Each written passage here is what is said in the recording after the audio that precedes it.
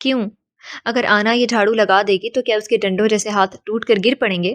جس لمحے بریکا خوش رنگ اور خوش ذائقہ پلاؤ بریانی کے سلیقے سے ڈھکی لیکن بھاپ اڑاتی کاب لے کر نیچے والوں کے پورشن میں داخل ہوئی، شہزادی مہر نگار المعروف شہزادی خاصے خطرناک تیوروں سے اپنے سامنے رنگ اڑے بوسیدہ کشن کور والے سنگل صوفے پر ازحد تمانیت سے براجمان بے نیازی ظاہر کرنے کے لیے مسلسل دایاں پیر جھلاتی اور یہاں وہاں دیکھتی ہوئی، بلکہ ملکہ زرنگار اور ملکہ جیسے کہ شہزادی اس وقت اس سے نہیں بلکہ اس کے عقب میں موجود آف وائٹ پینٹ والی میلی دیوار سے مخاطب ہو کر گھور رہی تھی، جبکہ لمبی تڑنکی مردمار قسم کی تائی شبنم ہمیشہ کی طرح زمانے بھر کے رنگوں سے مزین جارجٹ کا سوٹ زیب تن کیے، سوٹ کا ہم رنگ دوپٹہ ریمبو کی طرح ماتھے پر باندھے بڑی اکتائی سے بیٹھی اپنے پتریوں کی زبان کے جوہر ملاحظہ فرما رہی تھی۔ او چار دیدوں والی، ملکہ تڑپ کر سیدھی ہوئی، خبردار جو میرے سے ڈول بازوؤں کو اپنی اینک زدہ گندی نظر لگائی ہو تو مجھے میرے سرتاج نے منع کیا ہے ایسے ماسیوں والے کام کرنے سے، تب میں کیوں کروں یہ کام؟ وہ اتراتے ہوئے اپنے کندھے پر جھولتے اخروٹی رنگ بالوں کو ادائے بے نیازی سے جھٹکتے ہوئے بولی، دیکھ رہی ہو تم اسے امی؟ شہزادی اپنا بھدا پیر پٹک کر احتجاجن پوری قوت سے چلائی، تم اس سے پوچھتی کیوں نہیں ہو؟ کیا یہ کہیں سرکاری افسر لگ گئی ہے جو کام نہیں کرے گی؟ اس نے جلبلاتے ہوئے کہا اور لاؤنج کے داخلے دروازے پر تاحال بے بسی سے استادہ بریکا کو دادی بہشتن کے شہزادی کے متعلق اس تجزیے پر کہ وہ شکل سے جس قدر احمق دکھائی دیتی ہے اتنی ہے نہیں پر 100% پر یقین آ گیا۔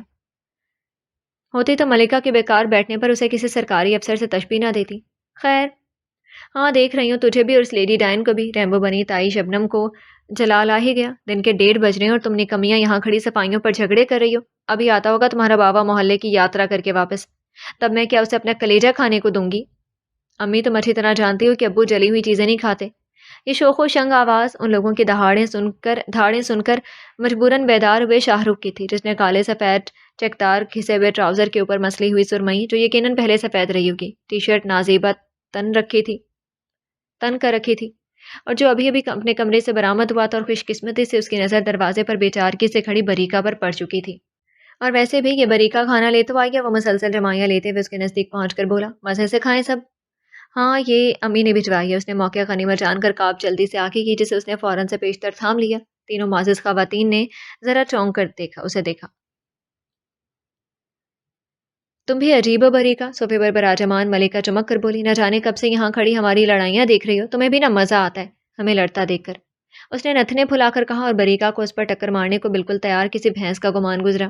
نہیں ملکہ باجی ایسی بات نہیں ہے، میں تو اتنی دیر سے باہر کھڑی صرف یہ سوچ رہی تھی کہ اندر جاؤں یا نہ جاؤں، وہ منمناتی آواز میں بولی۔ چھوڑو بریکا اس کی باتیں، تم شہزادی جیسے ملکہ پر لعنت بھیجنے والے لہجے میں بولی، تم اندر آؤ۔ اسی اثنا میں شاہ رخ چاول کی ٹرے میز پر رکھ کر اسی میں ہاتھ ڈال کر کھانے کو پر تول ہی رہا تھا کہ شبنم تائی اپنی مخصوص کرشتی آواز میں اس پر برسنے لگی۔ او لنگر لوٹنے والے فقیر، 2 منٹ صبر کر لے ذرا، اور چل شہزادی جا کر باورچی خانے سے رکابیاں لے کر آؤ اور سب کو حساب سے ڈال کر دے، ایسے تو یہ فکٹا پوری کاب ڈکاڑ لے گا۔ اس عزت افزائی پر شاہ رخ جو اپنا پنجے نما ہاتھ ڈش میں ڈالنے کو بس تیار ہی تھا، منہ بسور کر پیچھے ہو گیا۔ اس نے یہ منظر دیکھا اور صورت سے بولی، تم لوگ کھانا کھاؤ ابھی، میں بعد میں آ جاؤں گی۔ ویسے بھی امی پاپا کھانے پر میرا انتظار کر رہے ہیں، وہ کہہ کر جلدی سے پلٹ گئی۔ گھنی ہے پوری، اپنی ماں کی طرح ساری سنگن لے کر گئی ہے یہاں سے۔ ارے کام چور ہڈ حرامو، تمہیں کتنی بار سمجھایا ہے کہ یوں گھر کے کام کاج پر لڑنا چھوڑ دو، مگر تم لوگ ہو کہ تمہیں اپنی بیچاری ماں کو ذلیل کروا کر نہ جانے کیا ملتا ہے۔ کار پارکنگ سے دائیں ہاتھ پر موجود اوپر کے پورشن کو جاتی سیڑھیوں کی جانب بڑھتے ہوئے بریکا نے تائی شبنم کے اپنی والدہ اور خود اپنے متعلق یہ نادر الفاظ سماعت کی اور مزید تیزی سے سیڑھیوں کی جانب بڑھتی چلی گئی۔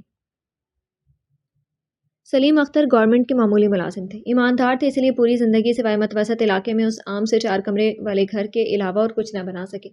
ہاں مگر اپنے تینوں بچوں ندیم اختر، نعیم اختر اور رومانہ کو میٹرک تک تعلیم ضرور دلوا دی تھی، اس سے زیادہ کہ نہ وہ متحمل ہو سکے تھے نہ ہی زندگی نے وفا کی۔ وہ تو اچھا ہوا کہ معقول رشتہ میسر آنے پر اپنے ہاتھوں سے رومانہ کو رخصت کر گئے۔ اس عرصے میں لمبے قد اور قدرے فربا جسامت والا خوش شکل ندیم اپنے ایک دوست کے ساتھ شراکت داری کی بنیاد پر جیولری اور کاسمیٹکس کے دکان بڑے بازار میں جما چکا تھا۔ چھوٹے نعیم کو اس کے والد کی جگہ ملازم رکھ لیا گیا تھا۔ یوں قمر نساء بیوہ تو ہوئی مگر انہیں زندگی کے گنجلک مسائل کا کوئی خاص سامنا نہ تھا۔ بس اب تو ایک ہی ارمان ان کے ناتواں سینوں میں پل رہا تھا کہ وہ جلد از جلد اپنے بڑے بیٹے کے لیے چاند سی بہو تلاش کر کے گھر لے آئیں۔ مگر ہوا کچھ یوں کہ بیٹے نے انہیں زمین پر چاند تلاش کرنے جیسے فضول اور احمقانہ مشق سے بچا لیا، اور خود ہی ایک آدم زادی جو نہ صرف بذات خود اس کی مستقل گاہک تھی بلکہ اس کے کاروبار کی دیدہ نادیدہ ترقی میں اس کی 5 عدد ہمشیرگان بما والدہ کا بھی بڑا ہاتھ تھا، بزوم خود۔ قمر النساء تو سنتے ہی ہتھے سے اکھڑ گئی۔ وہ کھاتے کماتے لڑکے کی ماں تھی۔ عام حالات میں ان کے ہاں یہی وجہ کافی ہوتی لڑکی اور اس کے گھرانے میں سو عیب نکالنے کی، مگر یہاں تو واقعی پورے 100 نہ صحیح 99 تو بہرحال موجود تھے۔ شبنم کے گھرانے کے رنگ ڈھنگ وہ پہلی نگاہ میں بھانپ گئی تھی، مگر وہ کیا کہتے ہیں کہ ہوتا تو وہی ہے جو نصیب میں لکھا ہوتا ہے۔ تو بس شبنم ندیم کے نصیب میں تھی، سو گھر آ رہی۔ اور سچی بات تو یہ ہے کہ وہ بہو اتنی بری نہیں تھی جتنی کہ بیوی تھی۔ بس یہی دیکھ کر قمر نساء نے چپ ساتھ لی اور اگلے محاذ پر روانہ ہوئی، اور اس بار گوہر مقصود انہیں مل ہی گیا تھا اپنے نعیم کے لیے۔ شاہدہ کا تعلق سفید پوش معقول گھرانے سے تھا، BA بھی کر رکھا تھا، صورت بھی خاصی پیاری تھی، پھر بات کرنے کا سلیقہ، رکھ رکھاؤ، مقامی اسکول میں استانی تھی۔ قمر نساء کو اور کیا چاہیے تھا؟ جھٹ پٹ بیاہ لائیں اور اس کے ساتھ ان کی اچھی گزرنے لگی۔ نعیم کی تنخواہ محدود تھی اور مسائل بے شمار، سو نوکری اسے نہیں چھوڑی۔ قمر نساء نے بھی خواہ زور نہ ڈالا، عقل مند جہاں دیدہ عورت تھی، آگے کے مسائل ابھی سے دکھائی دے رہے تھے۔ گھر کے بڑھتے افراد خانہ کی وجہ سے اوپر پورشن بنوانا ناگزیر ہو چکا تھا، جو شادی کی تنخواہ سے ڈالی گئی کمیٹیاں سے ہی بنایا جا سکتا تھا۔ 5 برس لگے مگر وہ پورشن مکمل ہو ہی گیا تھا، اور یوں شاہدہ نے اوپر والے پورشن میں اپنے نئے گھر نیچے سے قطن مختلف ماحول کی بنیاد بڑی نیک نیتی سے ڈالی۔ قمر نساء کے تو پہلے ہی شبنم سے کم ہی بنی تھی، لہٰذا وہ جب تک حیات رہی شاہدہ کے ساتھ ہی رہی۔ ایک تو انہیں بریانی بھی دینے گئی، اوپر سے بزوم خود بیوٹی کوئین بنی۔ ملکہ زرنگار شہود خان کی اتنی ساری باتیں بھی سن آئی ہوں۔ مارے غصے کے سامیہ اسے خونخوار نگاہوں سے دیکھتے ہوئے بولی۔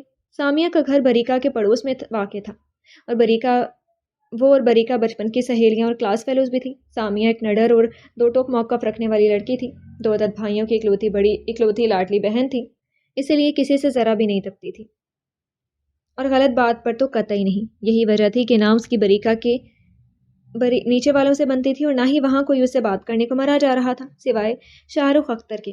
جی ہاں، نت نئے نافہم اور فضول سے الفاظ والے انڈین گانے اپنے بند کمرے میں اونچی آواز سے سنتے اور ہیرو بننے کے سہانے سپنے دیکھنے کے علاوہ انہیں ہر اچھی بلکہ بری بھی لڑکی سے دوستیاں کرنے کا بڑا ارمان تھا۔ تو اور کیا کرتی؟ بریکا اس کی گھورتی نظروں سے خائف ہو کر جلدی سے صفائی دینے والے لہجے میں گویا ہوئی۔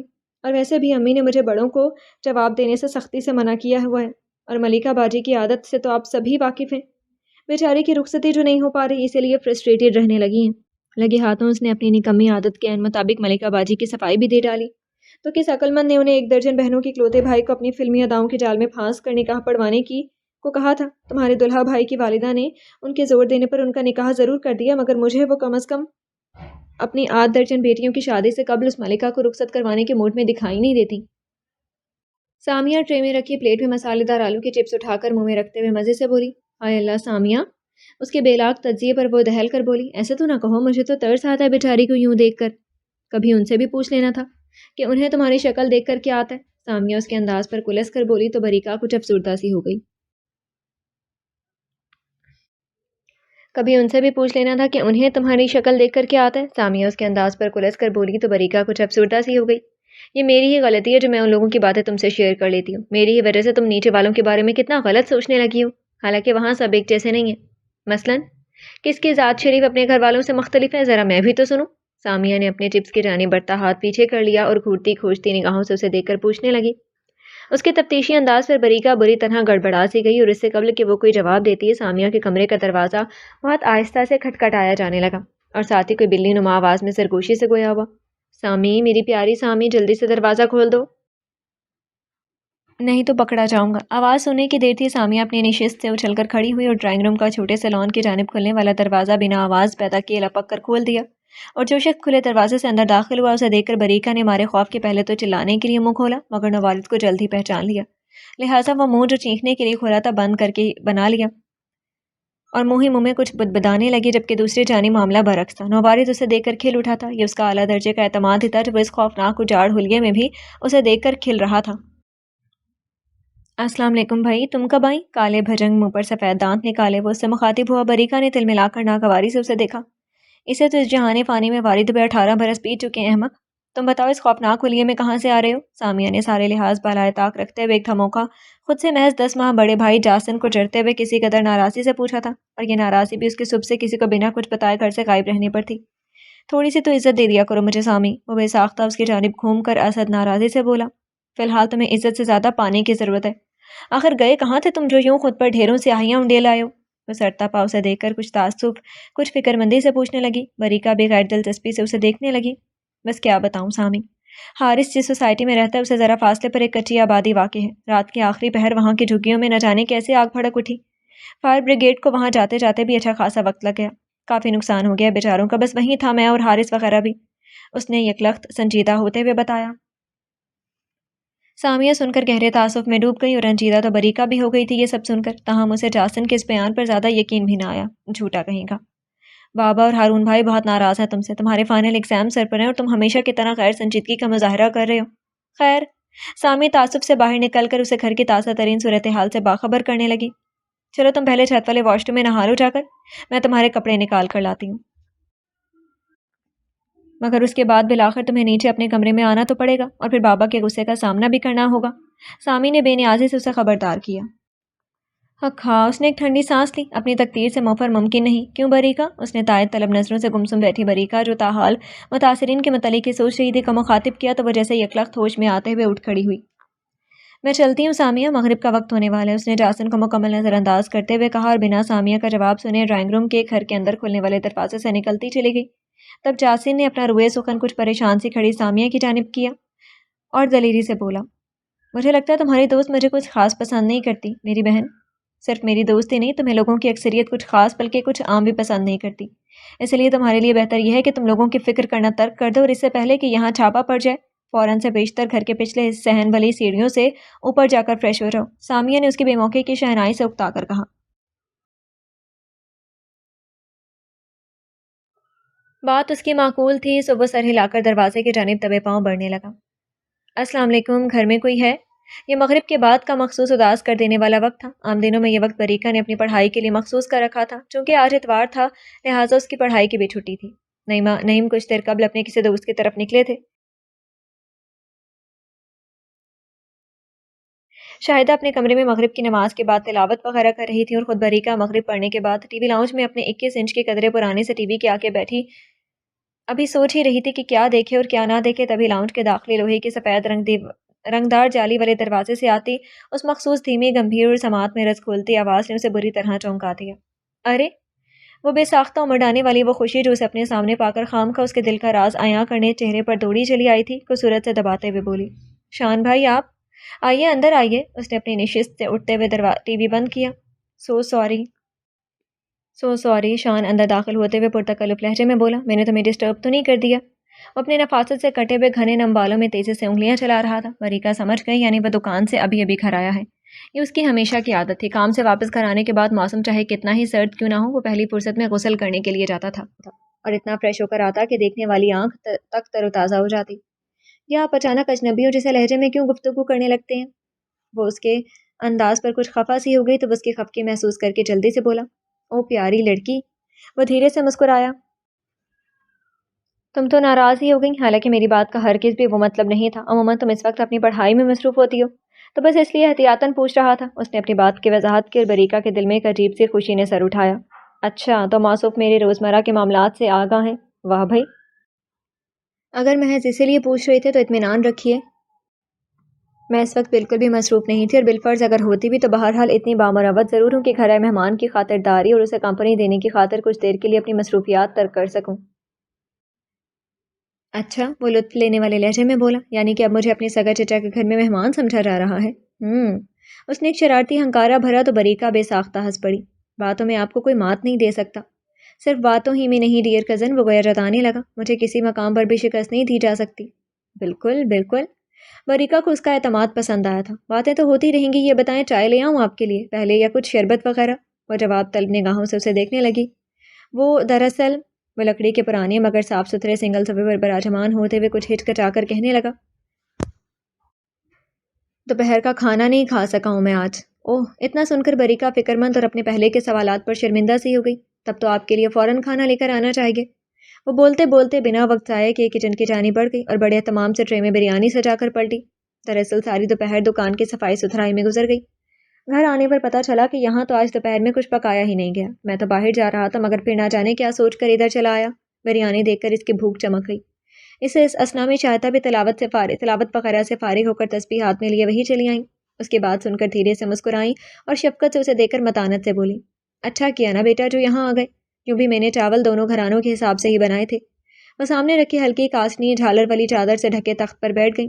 سچ چچی جان، وہ رغبت سے کھاتے ہوئے بولا، آپ کے ہاتھ کا ذائقہ دار کھانا منو سلوا سے کم نہیں۔ میں تو ملکہ سے اکثر کہتا ہوں کچھ سیکھ لے آپ سے، مگر گھر میں میری کوئی بات سنے تب بات ہے نا۔ اس کے لہجے میں تعصب کھل گیا۔ چلو چھوڑو بیٹا، شاہدہ رسان سے بولی، اپنا اپنا مزاج ہوتا ہے۔ جی ہاں، اور یہ بھی ملکہ باجی کو اپنے سسرال جا کر کچھ کرنے کی ضرورت بھی کیا پڑے گی، 2-3 نوکر تو ہر وقت موجود رہتے ہیں ان کے ہاں۔ بریکہ چائے کی ٹرے لاتی ہوئی بولی۔ ہاں، اس نے پلیٹ سے آخری نوالا لیا۔ یہ بہرحال ان کی خوش نصیبی ہے، مگر میں سمجھتا ہوں کہ انسان کو ہر طرح کے حالات میں گزارا کرنے کے لیے وقت سے پہلے تیاری کر لینی چاہیے۔ حالات اچھے ہیں لیکن اگر ہمیشہ نہ رہیں تو تب کیا کرے گی وہ؟ اس کے لہجے میں اچھے بھائیوں والا مخصوص تفکر جھلک رہا تھا۔ شاہدہ سراہتی نگاہوں سے اسے دیکھی گئی۔ پتہ نہیں ان کی جیٹھانی کے ہاں اس مختلف المزاج لڑکے نے کیسے جنم لے لیا تھا۔ گریجویٹ تھا، آگے پڑھنا چاہتا تھا، مگر باپ کی تیزی سے گرتی صحت اور کاروبار کو سنبھالا دینے کی خاطر اپنے شوق کو پس پشت ڈال دیا، اور والد ہی پر کیا موقوف اپنے گھر کے ہر فرد کا یوں ہی خیال کیا کرتا تھا۔ ملکہ کے سسرال والوں نے آنا ہے، اس کی خدمات حاضر۔ شہزادی کو نیا فون درکار ہے، اس کی بچت سے خریدا گیا۔ شاہ رخ کا ہاتھ تنگ ہے جو کہ ہمیشہ ہی رہتا تھا، شان صاحب کا اپنا ہاتھ کیا دل بھی کھلا ہے ان کے لیے۔ اور رہی شبنم، وہ تو بہرحال اس کی ماں تھی، ان کے لیے تو وہ سراپے فرما بردار تھا، مہذب، خوش اخلاق، نرم گفتار، متحمل مزاج، اور جب کسی جوان خوبرو لڑکے میں اتنے اوصاف اکٹھے ہو جائیں تب وہ کیسے برا لگ سکتا ہے۔ انشاءاللہ خیر ہوگی بیٹا، لو چائے پیو تم۔ شاہدہ نے اسے تسلی دی کہ جانتی تھی کہ وہ اپنے گھرانے کی روش سے کس قدر پریشان رہتا ہے۔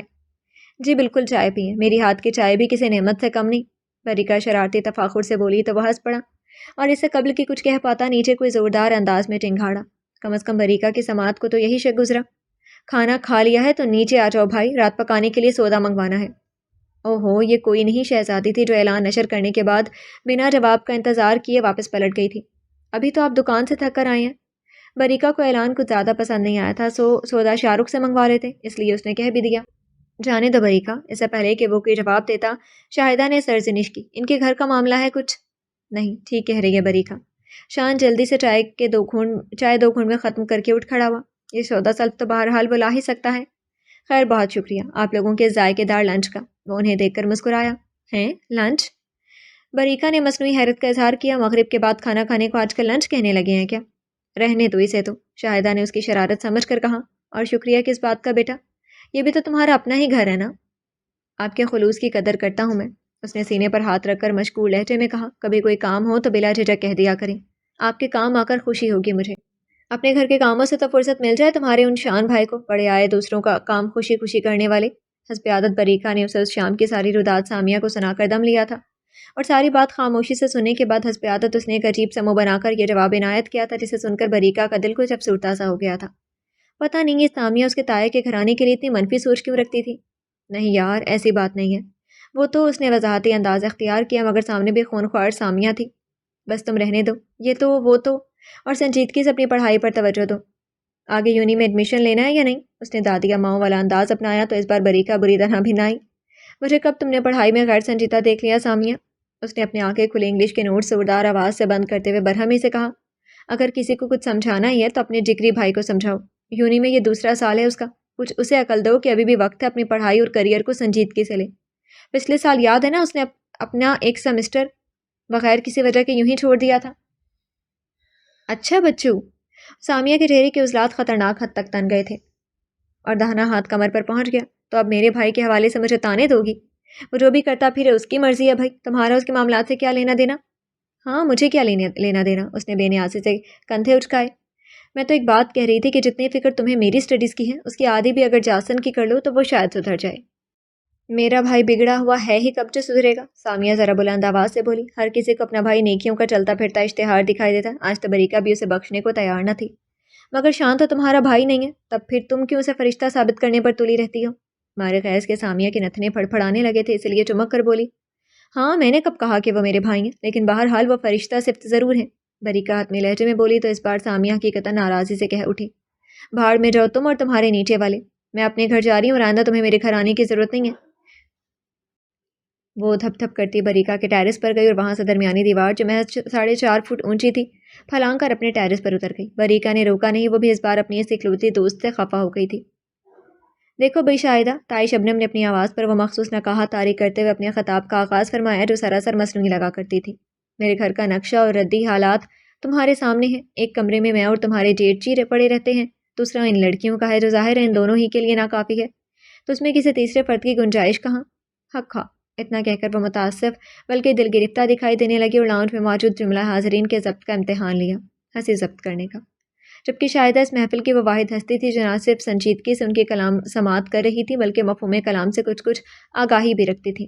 اور رہا شاہ رخ اور شان کا سوال، اب ظاہر ہے لڑکی ذات نہ وہاں ٹھہرائی جا سکتی ہے اور نہ میں انہیں اپنے اپنے کمرے خالی کرنے کا حکم دے سکتی ہوں۔ حکم دے بھی دوں مگر بات پھر وہی ہے کہ بیچارے جائیں گے کہاں؟ ڈرائنگ روم تم جانتی ہو صاف دکھنا ہی پڑتا ہے، یہ اس موٹی ملکہ کی سسرالی جو صاف رکھنا ہی پڑتا ہے، یہ اس موٹی ملکہ کی سسرالی جو آئے دن بنا بتائے آن دھمکتے ہیں۔ ایسی ہی بوجھ بنی ہوئی ہوں تم پر، تو مجھے مار کیوں نہیں دیتی؟ ملکہ بے حد خفا ہوئی تھی والدہ صاحبہ کے اس قدر توہین آمیز لہجے پر۔ اماں کو پھانسی پر چڑھنے سے ڈر لگتا ہے نا، اسی لیے صدا کے خوش مزاج شاہ رخ نے اپنے دانست میں اعلیٰ پائے کے مذاق سے محفل کو زعفران بنانا چاہا، مگر وائے افسوس یہاں تو فری سٹائل ریسلنگ شروع ہو گئی تھی۔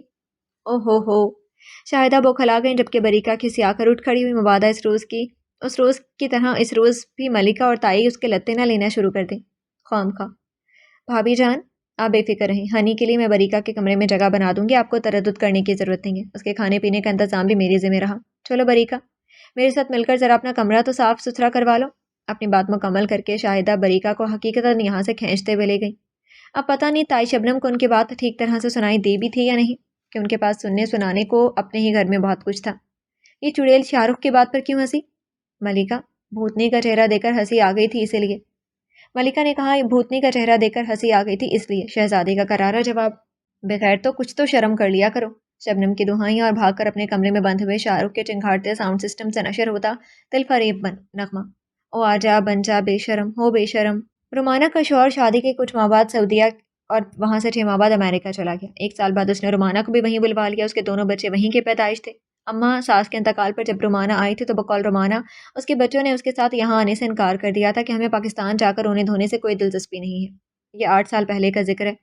کمرے کی جھاڑ پہنچ اور شاہدہ کے مشورے سے وہاں ضروری اشیاء کا اضافہ کرنے کے بعد وہ دوپہر کا کھانا جو دال چاول اور آلو کی بھجیا پر مشتمل تھا تناول کرنے کے دوران اپنے ذہن میں درانے والے مختلف سوالات اپنی والدہ کے آگے رکھ رہی تھی، جن کا شاہدہ اپنے تئیں تسلی بخش جواب دینے کی کوشش بھی کر رہی تھی۔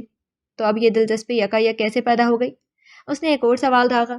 معاملہ دراصل یہ تھا کہ کل رات رومانہ نے شبنم کو کال کر کے انہیں اطلاع دی تھی کہ ان کی اکلوتی بیٹی ہانیہ اور فنی پرسوں کی فلائٹ سے پاکستان آ رہی ہے اور اپنے ننیال ٹھہرے گی۔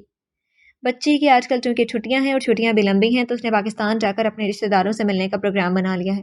تائی شبنم نے فون پر تو خاصی مسرت کا اظہار کیا مگر فون بند کرتی انہیں ڈھیروں تفکرات نے آ لیا۔ سب سے پہلے مسئلہ تو اس لانگ ٹرم مہمانداری کا تھا جسے کرنے کا نہ ان میں حوصلہ تھا نہ ہی شوق۔ دوسرا وہ ان کی اکلوتی امریکن نند کی بیٹی تھی، اکلوتی بہن کی نہیں۔ تیسرا جوان جہان لڑکی تھی اور وہ کوئی رسک نہیں لینا چاہتی تھی۔ چوتھا مسئلہ تو خیر کوئی تھا نہیں، لیکن کیا پتہ اگر پیدا ہو گیا تو؟ اس لیے سیدھا سا حل یہ تھا کہ یہ بلا اوپر والی استانی کے سر پر ڈال دی جائے۔ لہٰذا انہوں نے ڈال دی اور اب استانی اپنی بیٹی کے سوال جواب بھگت رہی تھی۔ تم کچھ زیادہ ہی فالتو باتیں نہیں کرنے لگی ہو؟ غضب خدا کا جسے دیکھو آج کل اپنی ذات میں وسیم بادامی بنا بیٹھے، معصومانہ سوالات کے ختم ہو کر ہی نہیں دے رہے۔ وہ اپنی کسی الجھن کو جھلاہٹ کے لبادے میں چھپانے لگی۔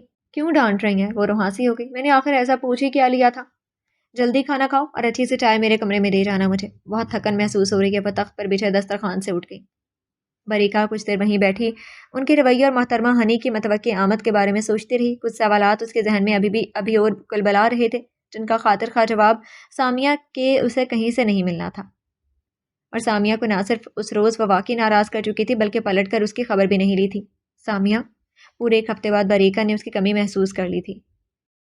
تمہاری دوست تمہارے کام میں بیمار پڑ گئی اور تم ایسے بے مروت نکلی کہ پلٹ کر خبر نہ لی۔ سامیہ کے گھر میں گھستے ساتھ سلام کے بجائے یہ طعنہ سننے کو ملا، کیا تمہارے اور میرے درمیان بے تکلفی ہے؟ اس نے بے طرح گھور کر اس اجاڑ صورت کو دیکھا جو اس کی راہ میں بڑی فرصت سے حائل ہوا تھا۔ اچھا نہیں ہے؟ उसने मसनूई हैरत का मुजाहरा किया। तो इसमें फ़िक्र की क्या बात है? तुम सामने सोफे पर बैठ जाओ, अभी पैदा किए लेते हैं। अच्छा है ना, उसके बाद इत्मीनान से बातें होंगी। वो बोलते बोलते सामने सोफे पर बैठ भी गई, बल्कि गिरना ज़्यादा मौसूल लफ्ज़ है। वो मुंतज़िर निगाहों से उसकी जानिब देखने लगा, लेकिन वो उसे इस बार मुकम्मल नज़रअंदाज करते हुए सामने के कमरे की जानिब बढ़ गई। जासिर ने एक लंबी सी अंगड़ाई ली और वहीं दराज होकर टीवी लगा लिया। दूसरे जानिब बरीका जब सामिया के कमरे में दाखिल हुई तो वह जाए नमाज बिठाए असर अदा कर रही थी। बरीका कुर्सी पर बैठ गई, यूं ही कमरे का जायजा लेने लगी। आम सादा तरीके से आरास्ता कमरा था उसका।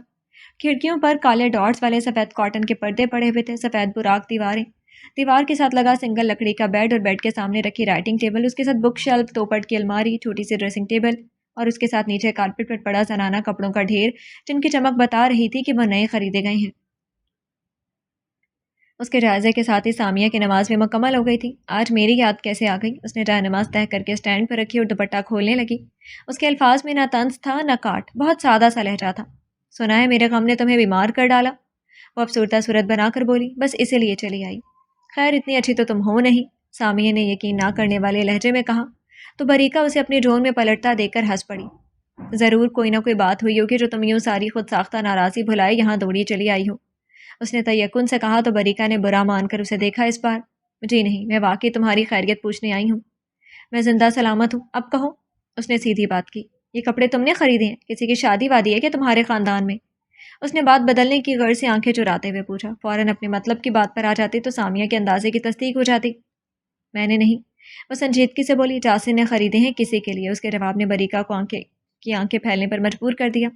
जासिर ने? किसी लड़की के लिए? उसने तहायुर से कहा तो सामिया ने एक नज़र गर्दन मोड़कर कपड़ों पर डाली, दूसरी ज़रूरत से कहीं ज़्यादा हैरान होती बरीका पर। इसमें इस कदर हैरानी की क्या बात है? जाहिर है वो खुद तो ऐसे कपड़े पहनता नहीं। वो कंधे उचकाकर बेनियाजी से बोली। तो अपने कमरे में रखता। बरीका मुंह बनाकर बोली। यहाँ क्यों रख पाती है? उसके कमरे में तो हर वक्त भाईजान या अब्बू के छापे का खदशा मौजूद रहता है। यहाँ किसने रेड मारनी है? बस इसलिए। वो मज़े से बोली और उठ खड़ी हुई। और कोई सवाल जहन में कुल बला रहा हो तो कर लो, वरना पहले कहो तो मैं तुम्हारी चाय ले आऊँ। चाय रहने दो, बरीका बुरा मानते हुए बोली। पीकर आई है बस, मैं तो तुम्हारी खैरियत। वो भी जुमला मुकम्मल भी ना कर पाई थी कि सामिया उसे घूर कर कमरे से बाहर चल दी।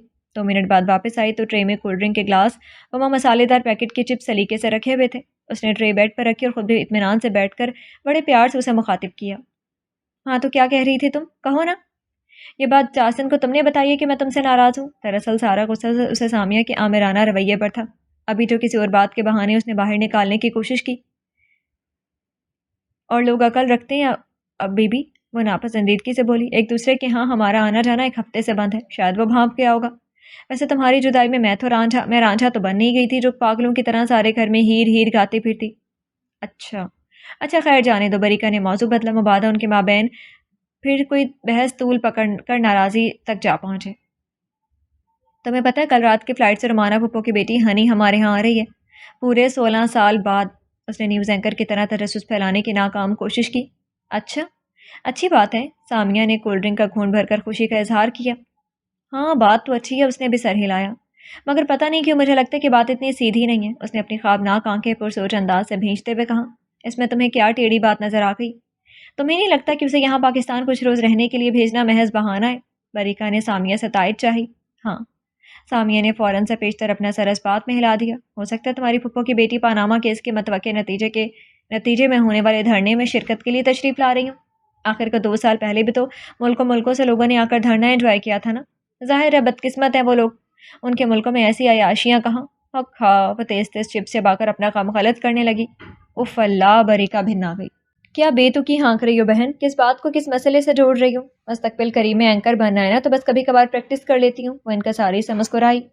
मुझे लगता है वो अपना स्वयंवर रचाने आ रही है। बरीका उसकी गुफ्तगू सिरे से नज़रअंदाज करके पुरसोच लहजे में बोली। ओह हाँ। सामिया चौंक गई। उसका भी इम्कान है, बल्कि सच कहूँ तो बस यही इम्कान है ना? बरीका अपने अंदाजे की तायद पर बच्चों की तरह खुश हो गई। हाँ ना, फिर तुमने बताया कि वो ठहरेगी भी यहीं तुम्हारे यहाँ। चलो अच्छा है, इससे ज़्यादा मेहनत नहीं करनी पड़ेगी। यहाँ तो पहले ही से आसान शिकार मौजूद है। वैसे देखने में कैसी है? कज़न ने तुम्हारी तस्वीर वगैरह तो देखी होगी। मुझे नहीं पता कैसी होगी। ये एकदम ही बरीका का दिल जैसे हर चीज़ से उचाट हो गया था। आएगी तो खुद ही देख लेना। अब चलती हूँ, काफ़ी देर हो गई है। वो कहते साथ ही उठ खड़ी हुई।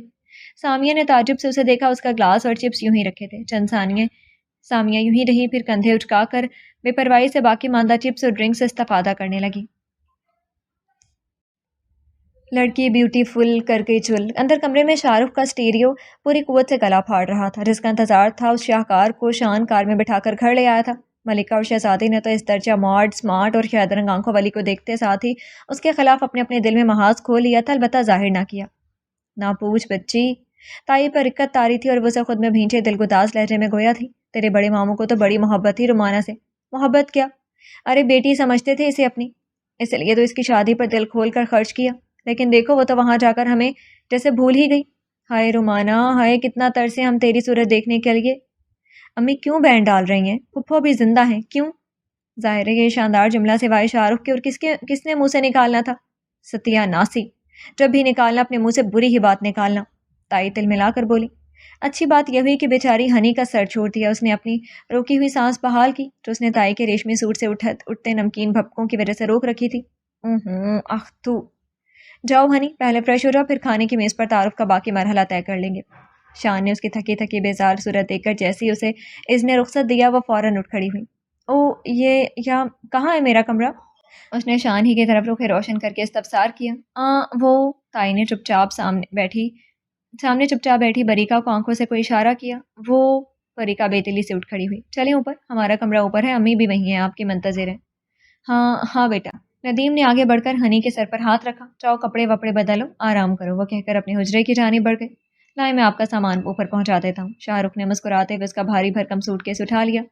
ہنی بریکا کی میت میں آگے بڑھ گئی۔ یہ تو بڑی دیدہ ہوائی لگ رہی ہے امی۔ اس کے جانے کی دیر تھی سب سے پہلے لب کشائی ملکہ نے کی۔ اس کی حسد بھری نگاہوں نے بڑی تفصیل سے ہنی کا پہناوا دیکھا تھا۔ ہاں تو اور کیا، زندگی میں شاید پہلی بار انڈیا اور پاکستان کسی بات پر متفق ہوئے ہیں۔ کمر سے شرٹ چپکی ہوئی ہے۔ ویسے ملکہ یہ ہے کتنی دبلی پتلی نا، جن جاتی ہوگی نا۔ شہزادی اب تک ہنی کی شخصیت کے سحر میں کھوئی ہوئی تھی۔ جن نہیں، جم ہوتا ہے شہزادی، شان نے تعصب سے تصحیح کی۔ اور اگر اپن دونوں کے تبصرے مکمل ہو چکے ہوں تو جا کر اس کے کھانے پینے کا کچھ انتظام کرو۔ ارے او خبردار، جو تو نے اس رومانہ کی بیٹی کی خاطر میری معصوم بیٹیوں کو کچھ کہا ہو تو۔ مان شبنم بھڑک اٹھی۔ شہزادے کا اوپری ہونٹ لٹک کر ٹھوڑی سے بھی نیچے جا پہنچا۔ آنکھیں بھیگ گئیں، جبکہ ملکہ کا معاملہ برعکس تھا۔ وہ پیر پٹک کر اپنے کمرے کی جانب گئی اور اپنے مجازی خدا کو فون ملا کر بلک اٹھی۔ یہی دن دیکھنا باقی رہ گیا تھا نا، آج تمہاری وجہ سے میرے بھائی نے مجھے کس قدر باتیں سنائی ہیں۔ تم رخصتی لے چکے ہوتے تو آج تو یہ نوبت نہ آتی۔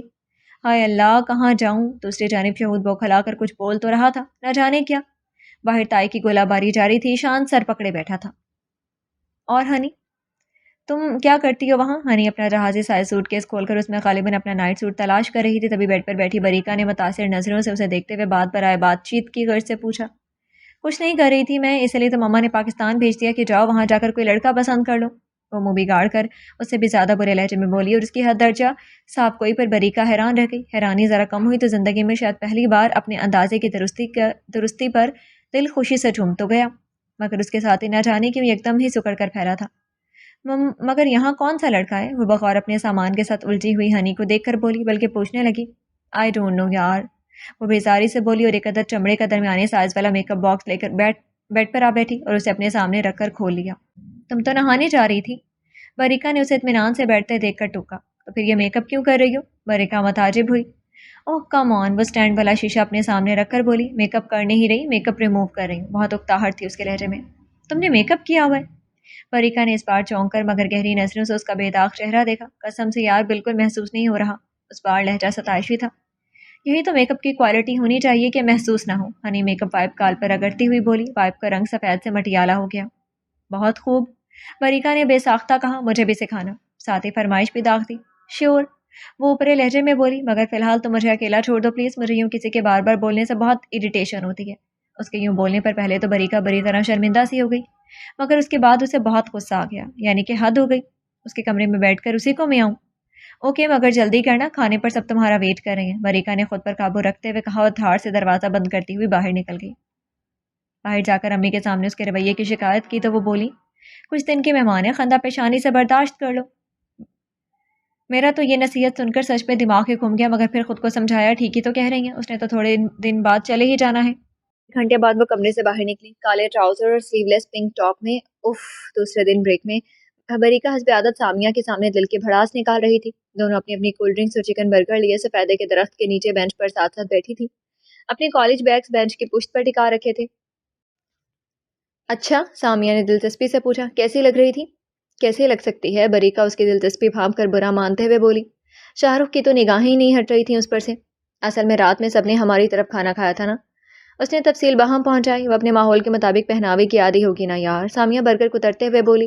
یہاں پہلی بار آئی ہے، تمہاری امی یا تائی کو چاہیے کہ اسے سہولت سے سمجھا دے کہ یہاں کا پہناوا ذرا مختلف ہے، وہ خیال رکھے۔ تم تو رہنے دو، تمہیں کچھ نہیں پتا، بریکا نروٹھے پن سے بولی۔ خود آ کر دیکھنا شام میں کہ محترمہ کیا چیز ہے۔ اس نے گویا سامیہ کو چیلنج دیا۔ شام کو دیکھی جائے گی، فی الحال جلدی کھاؤ، انگلش کی کلاس شروع ہونے والی ہے۔ سامیہ نے خالی لفافہ سامنے اٹھالا اور کلائی پر بندھی نازک سی گھڑی میں وقت دیکھ کر کہا تو بریکا بھی سب کچھ بھول بھال کر اپنے برگر اور کولڈ ڈرنک کی جانی متوجہ ہو گئی۔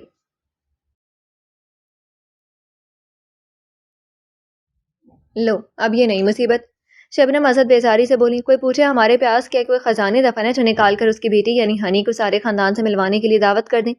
ارے ہمارے تو وہی اللہ ماری بس ایک ہی دکان ہے، اس کی گرتی حالت سب کے سامنے ہے، میں کہاں سے لاؤں گی اتنے سارے روپے؟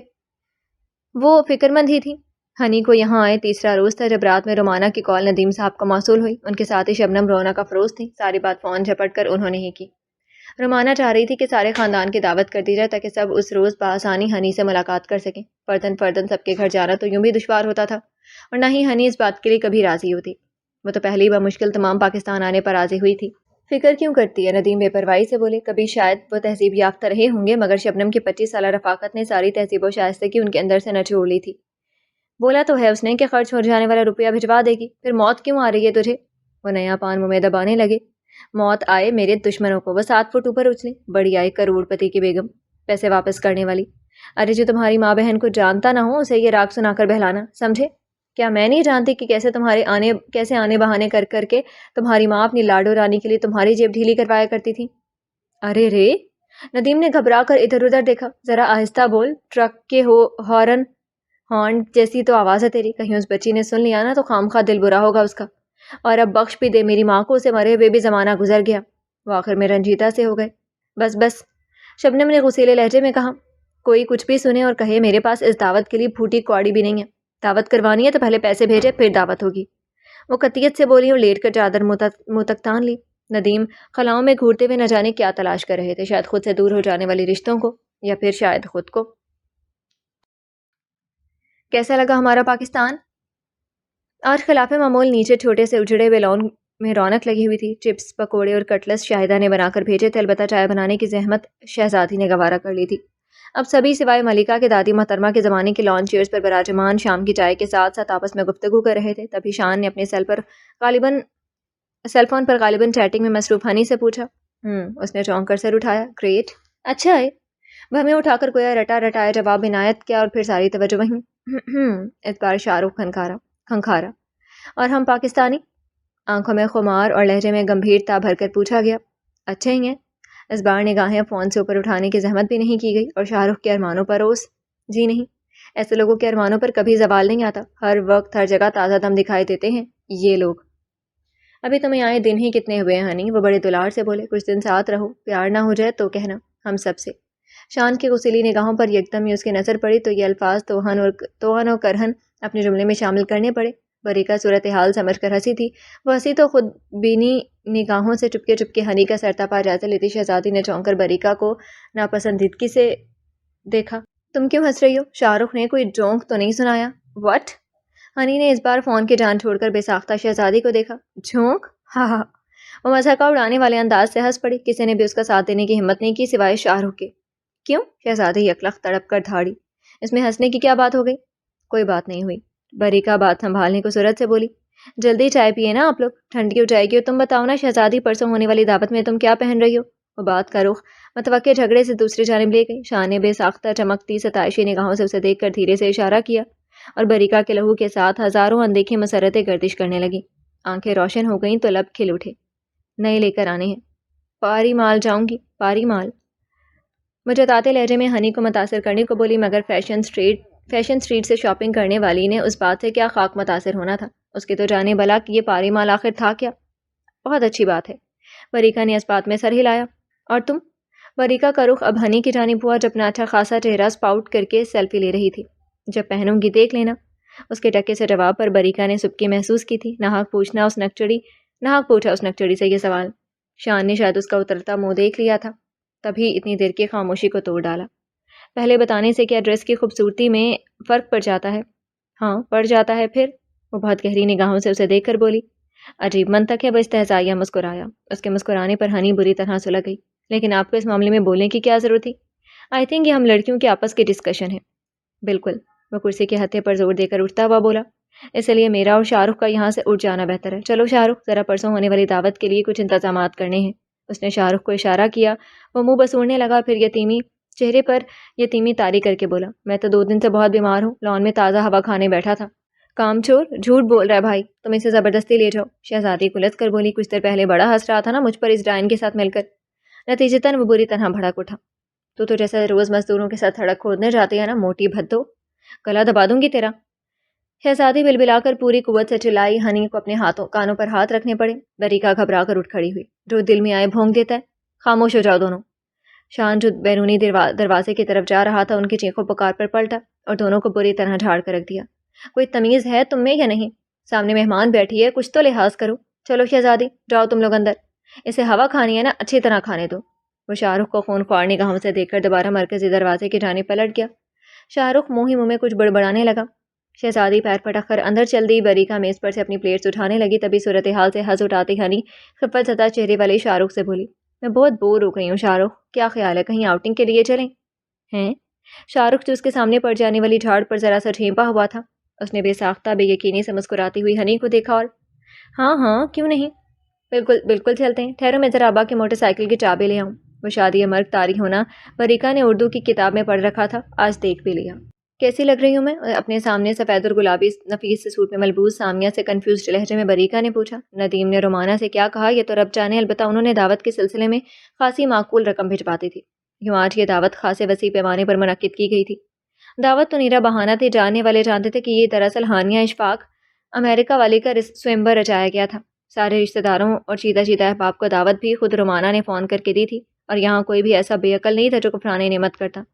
نتیجتاً گلی میں لگایا جانے والا سفید اور سلور فریش پھولوں اور فینسی لائٹوں سے آراستہ ٹینٹ پوری طرح بھرا بھرا دکھائی دے رہا تھا، اور بریکا اپنے کمرے میں تیاری کے آخری مراحل میں تھی۔ تبھی ٹیرس والے راستے سے سامیہ کی تشریف آوری ہوئی۔ اسے بسد اسرار آج کی دعوت پر بریکا نے مدعو کر رکھا تھا۔ ارے بابا، کہہ تو رہی ہوں کہ بہت پیاری، بہت منفرد۔ سامیہ نے اسے دونوں کندھوں سے پکڑ کر بہت مضبوط لہجے میں کہا، مگر بریکا نے بے دلی سے اس کے ہاتھ پر پرے کیے اور احساس کمتری کے زیر اثر بولی، تم نے ابھی تک ہنی کو نہیں دیکھا نا، اس لیے کہہ رہی ہوں۔ میں تو خیر ہنی کو دیکھ لینے کے بعد بھی یہی کہوں گی، مگر تم اپنا موازنہ اسے کیوں کر رہی ہو؟ اس کی اپنی شخصیت ہے، تمہاری اپنی۔ وہ سامنے کرسی پر ٹک گئی۔ نہیں، میں موازنہ تو نہیں کر رہی، وہ بوجھے بوجھے لہجے میں بولی۔ تو پھر چلو نا نیچے جلدی۔ وہ اٹھی، تبھی ٹیرس کی جانب سے قدرے اونچی آواز سے کوئی بہنا بہنا پکارنے لگا۔ اوہو، سامیہ ٹھٹک گئی، پھر بریکا کا ہاتھ پکڑ کر بولی، چلو میرے ساتھ ذرا دیکھتے ہیں اس جاسن کے بچے کو کیا تکلیف ہے۔ بریکا کا مزاج آج عجیب سا ہو رہا تھا، اس لیے مزاحمت نہ کی۔ کیا تکلیف ہے تمہیں؟ وہ ٹیرس کی درمیانی دیوار کے پاس آ کر دھاڑی۔ بریکا سے شکوہ کرنے آیا ہوں۔ وہ سامیہ کے برعکس بڑے معدب لہجے میں ذرا سا سر جھکا کر بولا۔ وہ تھا تو اپنے ہی ٹیرس پر، مگر درمیانی دیوار پر ہاتھ ٹکا رکھے تھے۔ کس بات کا شکوہ؟ بریکا نے بیزاری سے اپنی ناراض آنکھیں اٹھائیں۔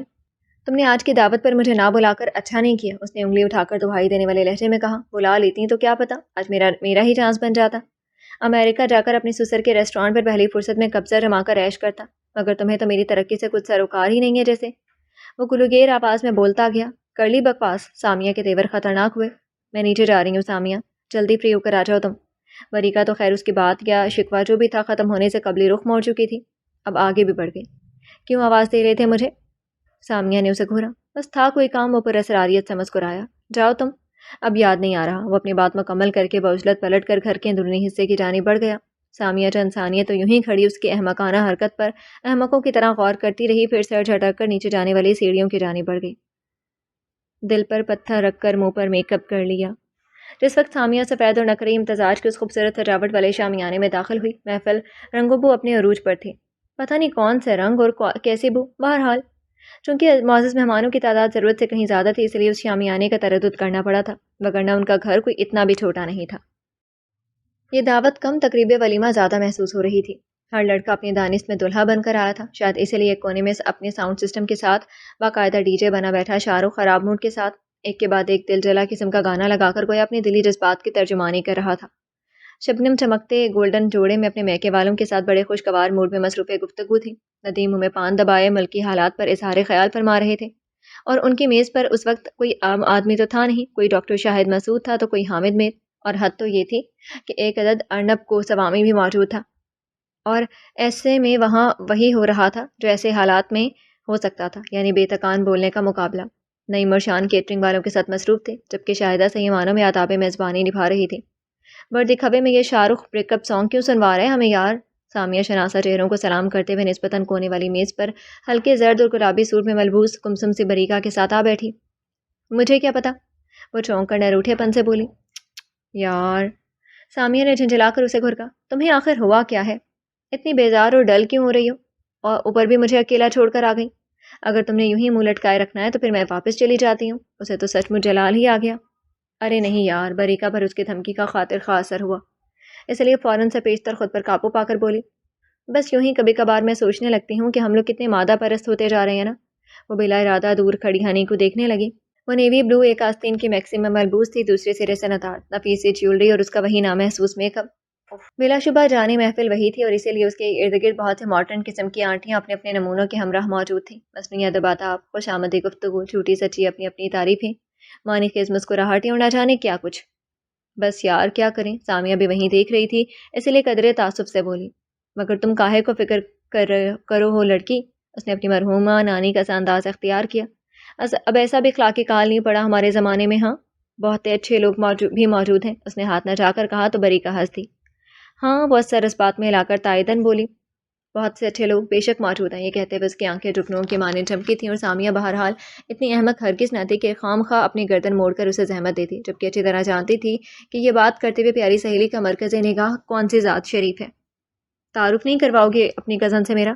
اس نے بات بدلی تو بریکا نے زاویہ نظر بدل لیا، تبدیل کیا۔ آج تو بہت رش ہے ملنے جلنے والوں کا، اتنے دن سے کہہ رہی تھی تب تو تم آئی نہیں، اس نے جتاتے لہجے میں کہا تو سامیہ نے کندھے اچکا دیے۔ جانتی ہو میں مصروف تھی۔ ابھی وہ دونوں مصروف گفتگو ہی تھیں کہ ان کے بہت نزدیک سے ایک والہانہ قسم کی ہائے گونجی، دونوں جو سر جوڑے ہوئے تھیں بے ساختہ اچھل پڑی۔ دیکھا تو شہزادی سرخ کامدار ٹاپ اور گولڈن پینٹ میں اپنی دانست میں ماہرہ خان بنی ہوئی تھی۔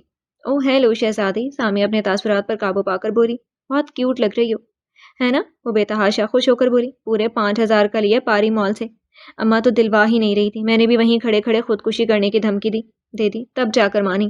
اس نے فخریہ اپنی کارگزاری بیان کی۔ ویری گڈ، سامیہ متاثر ہوئی، اور وہ تمہاری باجی ملیکا کہاں ہے؟ اسے واقعی اب جا کر دھیان آیا تھا۔ بریکا نے میز کے نیچے سے اس کا پاؤں دبا کر اسے تنبیہ کی، مگر بے سود۔ وہ اندر ڈرائنگ روم میں لے گئیں اپنے سسرال والوں کو۔ اس تذکرے پر اس کے بھرے بھرے گالوں والے چہرے کے زاویے بگڑ سے گئے۔ خام خواہ سر پر چڑھا رکھا ہے انہیں، اگر یہیں بٹھائے رکھتی تو کیا ہو جاتا؟ شاید انسیکیور فیل کر رہی ہوگی۔ سامیہ نے مانی خیزے سے کسی شوخے سے لڑکی کی کسی بات پر بے فکری سے کہا بکھیرتی ہنی کو دیکھ کر کہا تو شہزادی نے گڑبڑاتے ہوئے بڑی تیزی سے اس بات میں سر ہلایا۔ ہاں وہی تو میں بھی فیل کر رہی ہوں جو تم نے ابھی کہا، مگر دیکھو میں بھی تو یہاں موجود ہوں نا، اندر تو نہیں گئی۔ وہ بیچاری نہ جانے کیا سمجھی کیا نہیں اپنی کہہ کر آگے بڑھ گئی۔ شرم کرو کچھ۔ اس کے جانے کے بعد بریکا نے ملامتی نگاہوں سے اسے گھورا۔ کیوں؟ اس معصوم کا مذاق اڑا رہی تھی ہیں؟ سامیہ نے انجان بن کر آنکھیں پھیلائیں۔ میں نے کب مذاق اڑایا؟ خام خواہ میں تو مذاق کر رہی تھی اسے۔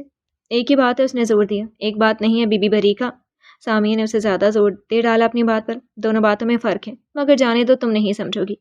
اور اس سے قبل کہ بریکا کوئی جواب دیتی مان سارے شامیانے میں افراتفری سی پھیل گئی، یعنی کھانا لگا دیا گیا۔ یوں تو وہ دونوں بھی اس جانب متوجہ ہو گئیں، کھانا کھانے کے لیے نہیں، فی الحال آداب میزبانی نبھانے کے لیے۔ آج کہاں دعوت ہے؟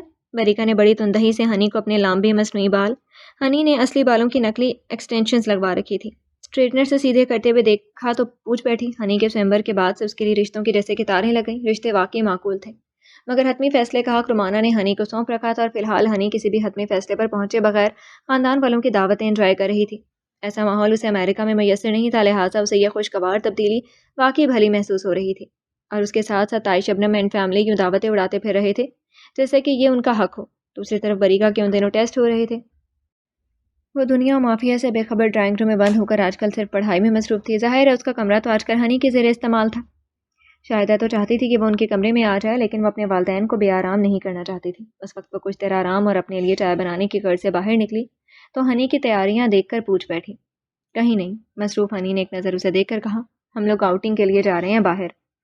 یہ نئی اطلاع تھی۔ اپنے کالج بیگ سے کوئی کتاب نکالتی بریکا چونک اٹھی۔ ہم لوگ؟ کون لوگ؟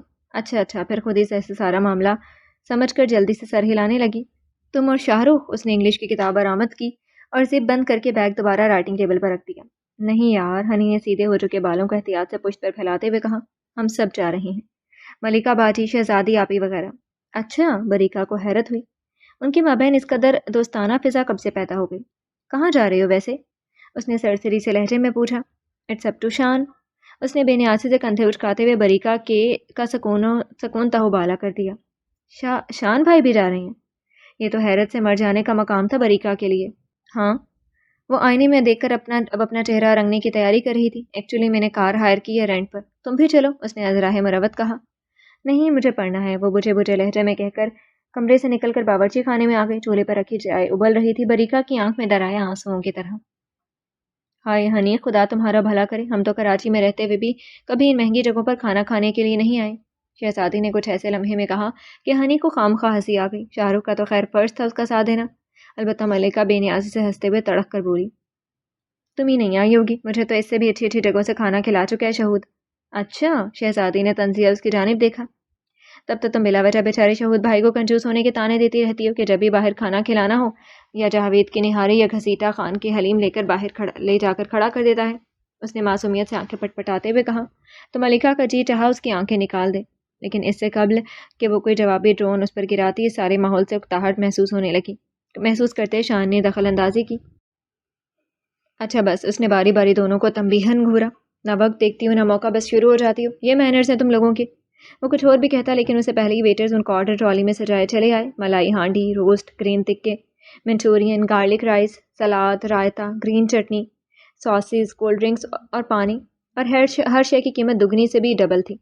مگر ہنی کو کوئی فکر نہیں تھی، اس کے پاس بہت پیسہ تھا، لیکن تشویش تو اب جا کر صحیح معنوں میں شان کو ہونے لگی تھی۔ کچھ تھا جو اسے بے چین کر رہا تھا۔ اس کے لیے جو ہی کھانا سرو ہوا، وہ بے ساختہ اپنی نشست سے اٹھ کھڑا ہوا۔ ارے کہاں؟ اپنی پلیٹ میں سلاد نکالتی ہنی نے بے تحاشا چونک کر پوچھا۔ میں کچھ اچھا فیل نہیں کر رہا، وہ ہلکا سا کھنکھار کر بولا، اس لیے گاڑی میں بیٹھنے جا رہا ہوں، تم لوگ آرام سے کھاؤ پیو، اوکے؟ وہ اپنے بہن بھائیوں کو دیکھ کر بولا جو اسے یوں اٹھتا دیکھ کر کچھ پریشان سے ہو گئے تھے۔ لیکن کھانا؟ شاہ رخ نے فکر مندی سے پوچھا۔ مجھے بھوک نہیں ہے، وہ جلدی سے کہہ کر لمبے لمبے ڈگ بھرتا وہاں سے نکلتا چلا گیا تھا۔ پتہ نہیں اچانک انہیں کیا ہو گیا، شہزادی کو بھی افسوس ہوا تھا۔ اچانک کہاں؟ ملکہ نے دھیرے سے کہا۔ جانتی تو ہو تم یوں ہی موڈی ہے، چھوڑو اسے اور کھانا کھاؤ۔ وہ پلیٹ میں تکہ نکالنے لگی۔ ہاں ہنی، تم خیال نہ کرنا۔ شہزادی نے ملائی ہانڈی کی جانب متوجہ ہوتے ہوئے ساتھ ہی ساتھ سنجیدہ سی صورت بنائے بیٹھی ہنی کو تسلی بھی دی۔ کھاؤ نا، تم تو کچھ لے ہی نہیں رہی۔ شاہ رخ نے روسٹ سے ناانصافی کرتے ہوئے کہا۔ اٹس اوکے، ہنی نے کندھے اچکا کر کہا۔ مگر ہم نے کوئی ڈیزرٹ کیوں آرڈر نہیں کیا؟ اس نے یہاں سے وہاں تک انواع اقسام کی نعمتوں سے بھری ہوئی میز پر نظر ڈال کر موضوع بدلا۔ ڈیزرٹ؟ بے عزتی کروانا تو جیسے شہزادی پر فرض تھا، اس لیے حیران ہو کر یہ لفظ دہرایا۔ جاہل! ملکہ نے نخوت سے ناک چڑھائی۔ میٹھے کے بارے میں پوچھ رہی ہیں؟ میٹھا چھوڑو ہنی، ٹوٹی فروٹی سے آئس کریم کھا لیں گے، شاہ رخ نے مشورہ دیا۔ نہیں، ایسا کرتے ہیں، آئس برگ چلتے ہیں، وہاں کی آئس کریم زیادہ مہنگی اور میرا مطلب ہے اچھی ہوتی ہے۔ ملکہ پھسل جانے والی زبان پر صورت سے قابو پا کر بولی۔ لیکن ٹوٹی فروٹی؟ شاہ رخ کچھ بول رہا تھا۔ آئس برگ؟ شہزادی خاموش رہی۔ ان معاملات میں اس کی معلومات صفر تھیں، دیگر معاملات کی طرح۔ وہ لوگ اپنی بحث میں الجھ گئے اور ہنی کا ذہن عین وقت پر اچانک یہ ڈنر چھوڑ کر چلے جانے والے شخص میں تھا۔ کیا بات ہے بہنا، بہت گمسم دکھائی دے رہی ہوں، کہ کالج میں نقل کرنے کے مواقع نہ ہونے کے برابر ہیں؟ سامیہ جو سر جھکائے بڑی سنجیدگی سے اپنے کورس کی کتاب پڑھنے میں مصروف تھی، اس کے نزدیک براجمان ہوتے ہوئے بڑی دلگیر قسم کی فکر مندی سے پوچھا۔ جب بھی ہانکنا، بےتکی ہی ہانکنا۔ سامیہ غصے سے کتاب بند کرتے ہوئے بولی۔ یہ بتاؤ تم آخری بار سنجیدہ کب ہوئے تھے؟ اس نے بغور اپنے اس کھلنڈرے مزاج کے بھائی کو دیکھا۔ یاد کرنا پڑے گا۔ وہ سوچ میں ڈوبنے لگا تو اس کے تاثرات دیکھ کر سامیہ بے ساختہ ہنس پڑی۔ تم نہیں سدھرو گے۔ مطلع کرنے کا بے حد شکریہ، وہ ممنونیت سے بولا، پھر سامیہ کے سامنے پڑی کتابوں، نوٹس وغیرہ کو الٹ پلٹ کر دیکھتا ہوا بظاہر سرسری سے لہجے میں پوچھنے لگا، کتنے پیپرز رہ گئے ہیں تمہارے؟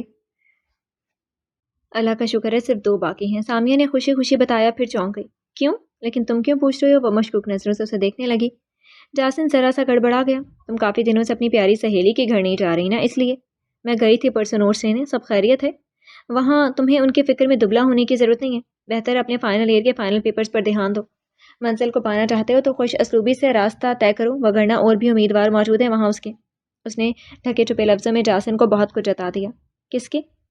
وہ سامیہ کی ذہانت کا قائل تھا، تاہم بظاہر بے نیازی سے پوچھنے لگا، بریکا کی بات کر رہی ہوں میں جاسن۔ اس بار وہ مکمل سنجیدگی سے بولی تو جاسن ایک پل کو چپ کا چپ رہ گیا۔ اسے سامیہ سے بہرحال یہ توقع نہیں تھی کہ وہ یوں صاف صاف اس کا نام لے گی۔ وہ اپنے والدین کی اکلوتی اولاد ہے۔ آنٹی نے ایک بالکل مختلف ماحول میں رہتے ہوئے اس کی تعلیم و تربیت پر بہت محنت کی ہے۔ اس کی آئندہ آنے والی زندگی میں ظاہری بات ہے اسے خوشحال دیکھنا چاہیں گی۔ ان کے ذہن میں اس کے لیے پڑھے لکھے، سنجیدہ، ذمہ دار قسم کے جیون ساتھی کا تصور ہوگا۔ ایسے میں تم خود اپنا تجزیہ کرو کہ تم کہاں کھڑی ہو۔ ٹھیک ہے، اس کی پڑھائی بھی مکمل نہیں ہوئی، مگر کیا پتا کوئی بہت اچھا رشتہ آنٹی کا میسر آ جائے، تب تو وہ بالکل دیر نہیں کریں گی۔ وہ ناصحانہ لہجے میں بولتی چلی گئی۔ کیا ایسا ہو سکتا ہے؟ جاسن کو یہ سب سن کر ذرا پریشان سا ہو گیا تھا۔ کیوں نہیں؟ اس نے جلدی سے کہا۔ جس گھر میں بیری ہو وہاں پتھر تو آتے ہیں۔ اچانک اس کے اندر نانی مرحومہ کی روح حلول کر گئی تھی۔ اچھا، جاسن نے زور و شور سے سر ہلایا۔ ایک بیری تو ہمارے گھر میں بھی موجود ہے، لیکن یہاں تو آج تک پتھر کیا ایک چھوٹی سی کنکری بھی نہیں آئی۔ ایسا کیوں؟ جاسن کچھ ہی دیر سنجیدہ رہ سکتا تھا۔ تم؟ اتنی گمبھیر سنجیدہ بات میں اس نے یہ نکتہ نکالا تھا، یعنی کہ حد ہو گئی۔ مارے تیش کے سامیہ کا چہرہ لال بھبوکا ہو گیا۔ ٹھیک ہی کہتے ہیں، جب سب آپ اپنے دشمن ہو۔ تم بیٹھے یہاں جھکتے مارتے رہو۔ کچھ ہی دنوں میں جب شان بھائی اسے بیاہ کر لے جائیں گے، تب سر پکڑ کر رونا۔ مارے غصے کے وہ ناراضی میں جو بات مخفی رکھنی تھی وہ کر گئی۔ شان، بریکا سے شادی، کیا مطلب؟ اس بار حقیقتاً اس کی ساری شوخی اور غیر سنجیدگی ہوا ہو گئی۔ ہاں، بات تو اب منہ سے نکل ہی گئی تھی، تب بہانے بنا کر چھپانے کا کیا فائدہ؟ ہاں، شان بھائی گریجویٹ ہیں، اپنا بزنس کرتے ہیں، ذمہ دار ہیں، سنجیدہ ہیں، اور تو اور ڈیشنگ بھی ہیں، یعنی سارے ہی پلس پوائنٹ یکجا ہیں ان کی شخصیت میں۔ تب آنٹی ان کے رشتے سے کیوں انکار کرنے لگی؟ وہ آنکھیں گھما گھما کر پوری کہانی اپنی جانب سے گھڑ کر سناتی چلی گئی۔ ضرب لگانی ضروری ہے۔ اچھا ہے، تب تک سدھرے گا یہ، تبھی سدھرے گا یہ اس کا بہنوں والا معصوم سا خیال تھا، اور شاہدہ کا نام اس نے اس لیے لیا کہ وہ اپنی پیاری سہیلی کا نام تو لے نہیں سکتی تھی، نہ لینا چاہتی تھی، کیونکہ اسے اس کی عزت اور وقار ہر حال میں ہر بات سے زیادہ عزیز تھے۔ مگر شان تو اس کے لیے… اچھا خیر، دیکھتے ہیں۔ وہ عزت فکر مندی سے کچھ کہتے کہتے رکا، پھر یکدم اپنی جگہ سے اضطراری انداز سے اٹھ کھڑا ہوا، اور سامیہ سمجھی تیر عین نشانے پر جا لگا ہے۔ مگر ایسے سارے ہی تیر اگر نشانے پر جا لگیں تو زندگی کے اس کھیل میں مزہ ہی کیا رہ جائے گا؟ ارے بھائی، گھر میں کوئی ہے؟ اس دن تو ان سب کے جانے کے بعد بریکا کا جی پڑھائی میں لگا ہی نہیں تھا۔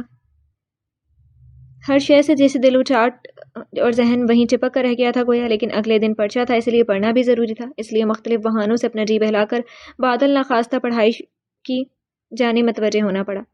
سچ شکر پرچہ ہمیشہ کی طرح اچھا ہی ہو گیا۔ اب اگلے پرچے تک 4 روز کا گیپ تھا، لہٰذا آج کا دن بریکا نے آرام کے نام کر دیا۔ گھر آ کر دیر تک نہائی، پھر خوبی سوئی۔ مغرب سے ذرا پہلے آنکھ کھلی تو جلدی سے اثر پڑ کر اپنے لیے چائے بنانے لگی ہی تھی کہ لاؤنج میں یہ دل کو کھینچ لے جانے والی آواز گونجی۔ جی سب موجود ہیں، آپ ہی کافی دنوں سے غیر حاضر رہے۔ وہ مڑ کر عزت جتاتی سنجیدگی اور ناراضگی سے بولی، اور بنا اس کے کہے چائے کا پانی 1 کپ بڑھا دیا۔ اچھا؟ شان باورچی خانے کے دروازے پر کھڑا ہو گیا اور بڑی گہری نگاہوں سے اس کا جائزہ لینے لگا۔ وہ نیلے اور بسکٹی رنگ کے سوٹ میں بلا شبہ بہت معصوم، خالص اور خفا خفا سی دکھائی دے رہی تھی۔ تو ہماری بریکا طنز کرنا بھی سیکھ گئی ہے، وہ محظوظ ہوا۔ نہیں، شکوہ کر رہی ہوں۔ وہ ٹرے میں کپ سیٹ کرنے لگی۔ ارے بھائی، تمہاری ناراضی بچا، بس کچھ مصروف تھا۔ وہ تخت پر بیٹھ گیا۔ ہاں جانتی ہوں، آج کل آپ نے ہنی کے ڈرائیور کا عہدہ جو سنبھال لیا۔ وہ ترنت بولی تو ایک محظوظ سا کہکہا لگا کر اس نے اس بات میں سر ہلایا۔ یہ خوب کہا، وہ ہنستے ہوئے بولا۔ واقعی میڈم نے ان دنوں ڈرائیور ہی بنا رکھا ہے مجھے، اور وہ بھی بلا تنخواہ۔ ویسے ہے کہاں وہ؟ اس نے آخر میں تجسس سے دریافت کیا۔ کمرے میں ہوگی، اس نے چائے چھانتے ہوئے کہا۔ میں تو ڈرائنگ روم میں سو رہی تھی۔ اچھا؟ وہ سر ہلا کر بولا۔ جا کر اٹھاؤ بھائی، مغرب کا وقت ہے، اس وقت یوں سونا ابھی اچھی بات نہیں ہے۔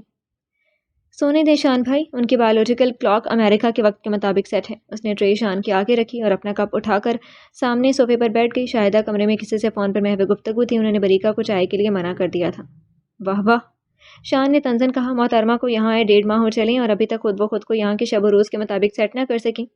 چھوڑیں شان بھائی، انہیں ضرورت بھی کیا ہے، کچھ دنوں میں تو انہوں نے واپس چلے جانا ہے۔ بریکا دھیرے سے مسکرا کر بولی۔ شان کے لہجے سے ہنی کے لیے ٹپکتی ناپسندیدگی اس کے دل کو یکگونا طمانینت سے بخش رہی تھی۔ اپنے دلہا سمیت تم یہ کہنا تو بھول ہی گئی، اس نے شریر سے انداز میں کہا تو بریکا بے ساختہ ہنس پڑی، اور اسی وقت لاؤنج کے دروازے سے ہنی اندر داخل ہوئی تھی، اور اس کے پیچھے پیچھے شاہ رخ، جس نے اپنے دونوں ہاتھوں میں بہت سے شاپنگ بیگز تھام رکھے تھے۔ اوہ، ہنی نے بہت غور سے دونوں کو دیکھا۔ یہاں تو ٹی پارٹی ہو رہی ہے، وہ چپتے لہجے میں کہتی صوفے پر دھم سے گر گئی۔ اور دایاں پاؤں بائیں گھٹنے پر رکھ کر سفید اور سیاہ ہائی ہیل کے اسٹریپ کھولنے لگی۔ شاہ رخ بھی سارے شاپنگ بیگ وہیں پٹک کر اس کے نزدیک ہی ڈھیر ہو گیا۔ ٹھیک ٹھاک تھکا ڈالا تھا آج تو اس ہنی نے اسے۔ کوئی پارٹی نہیں ہو رہی تھی ہنی؟ مریکا کو اس کا انداز اچھا نہیں لگا۔ یہ تم لوگ اس وقت کہاں سے آ رہے ہو؟ شاہ نے تشویش آمیز ناگواری سے ہنی کا مخصوص حلیہ دیکھ کر دوسرا ہی موضوع نکالنا چاہا، مگر ہنی کی کوئی اہم کال آ رہی تھی، لہٰذا وہ اس کا سوال نظر انداز کر کے فون ریسیو کرتی ہوئی اندر بڑھ گئی تھی۔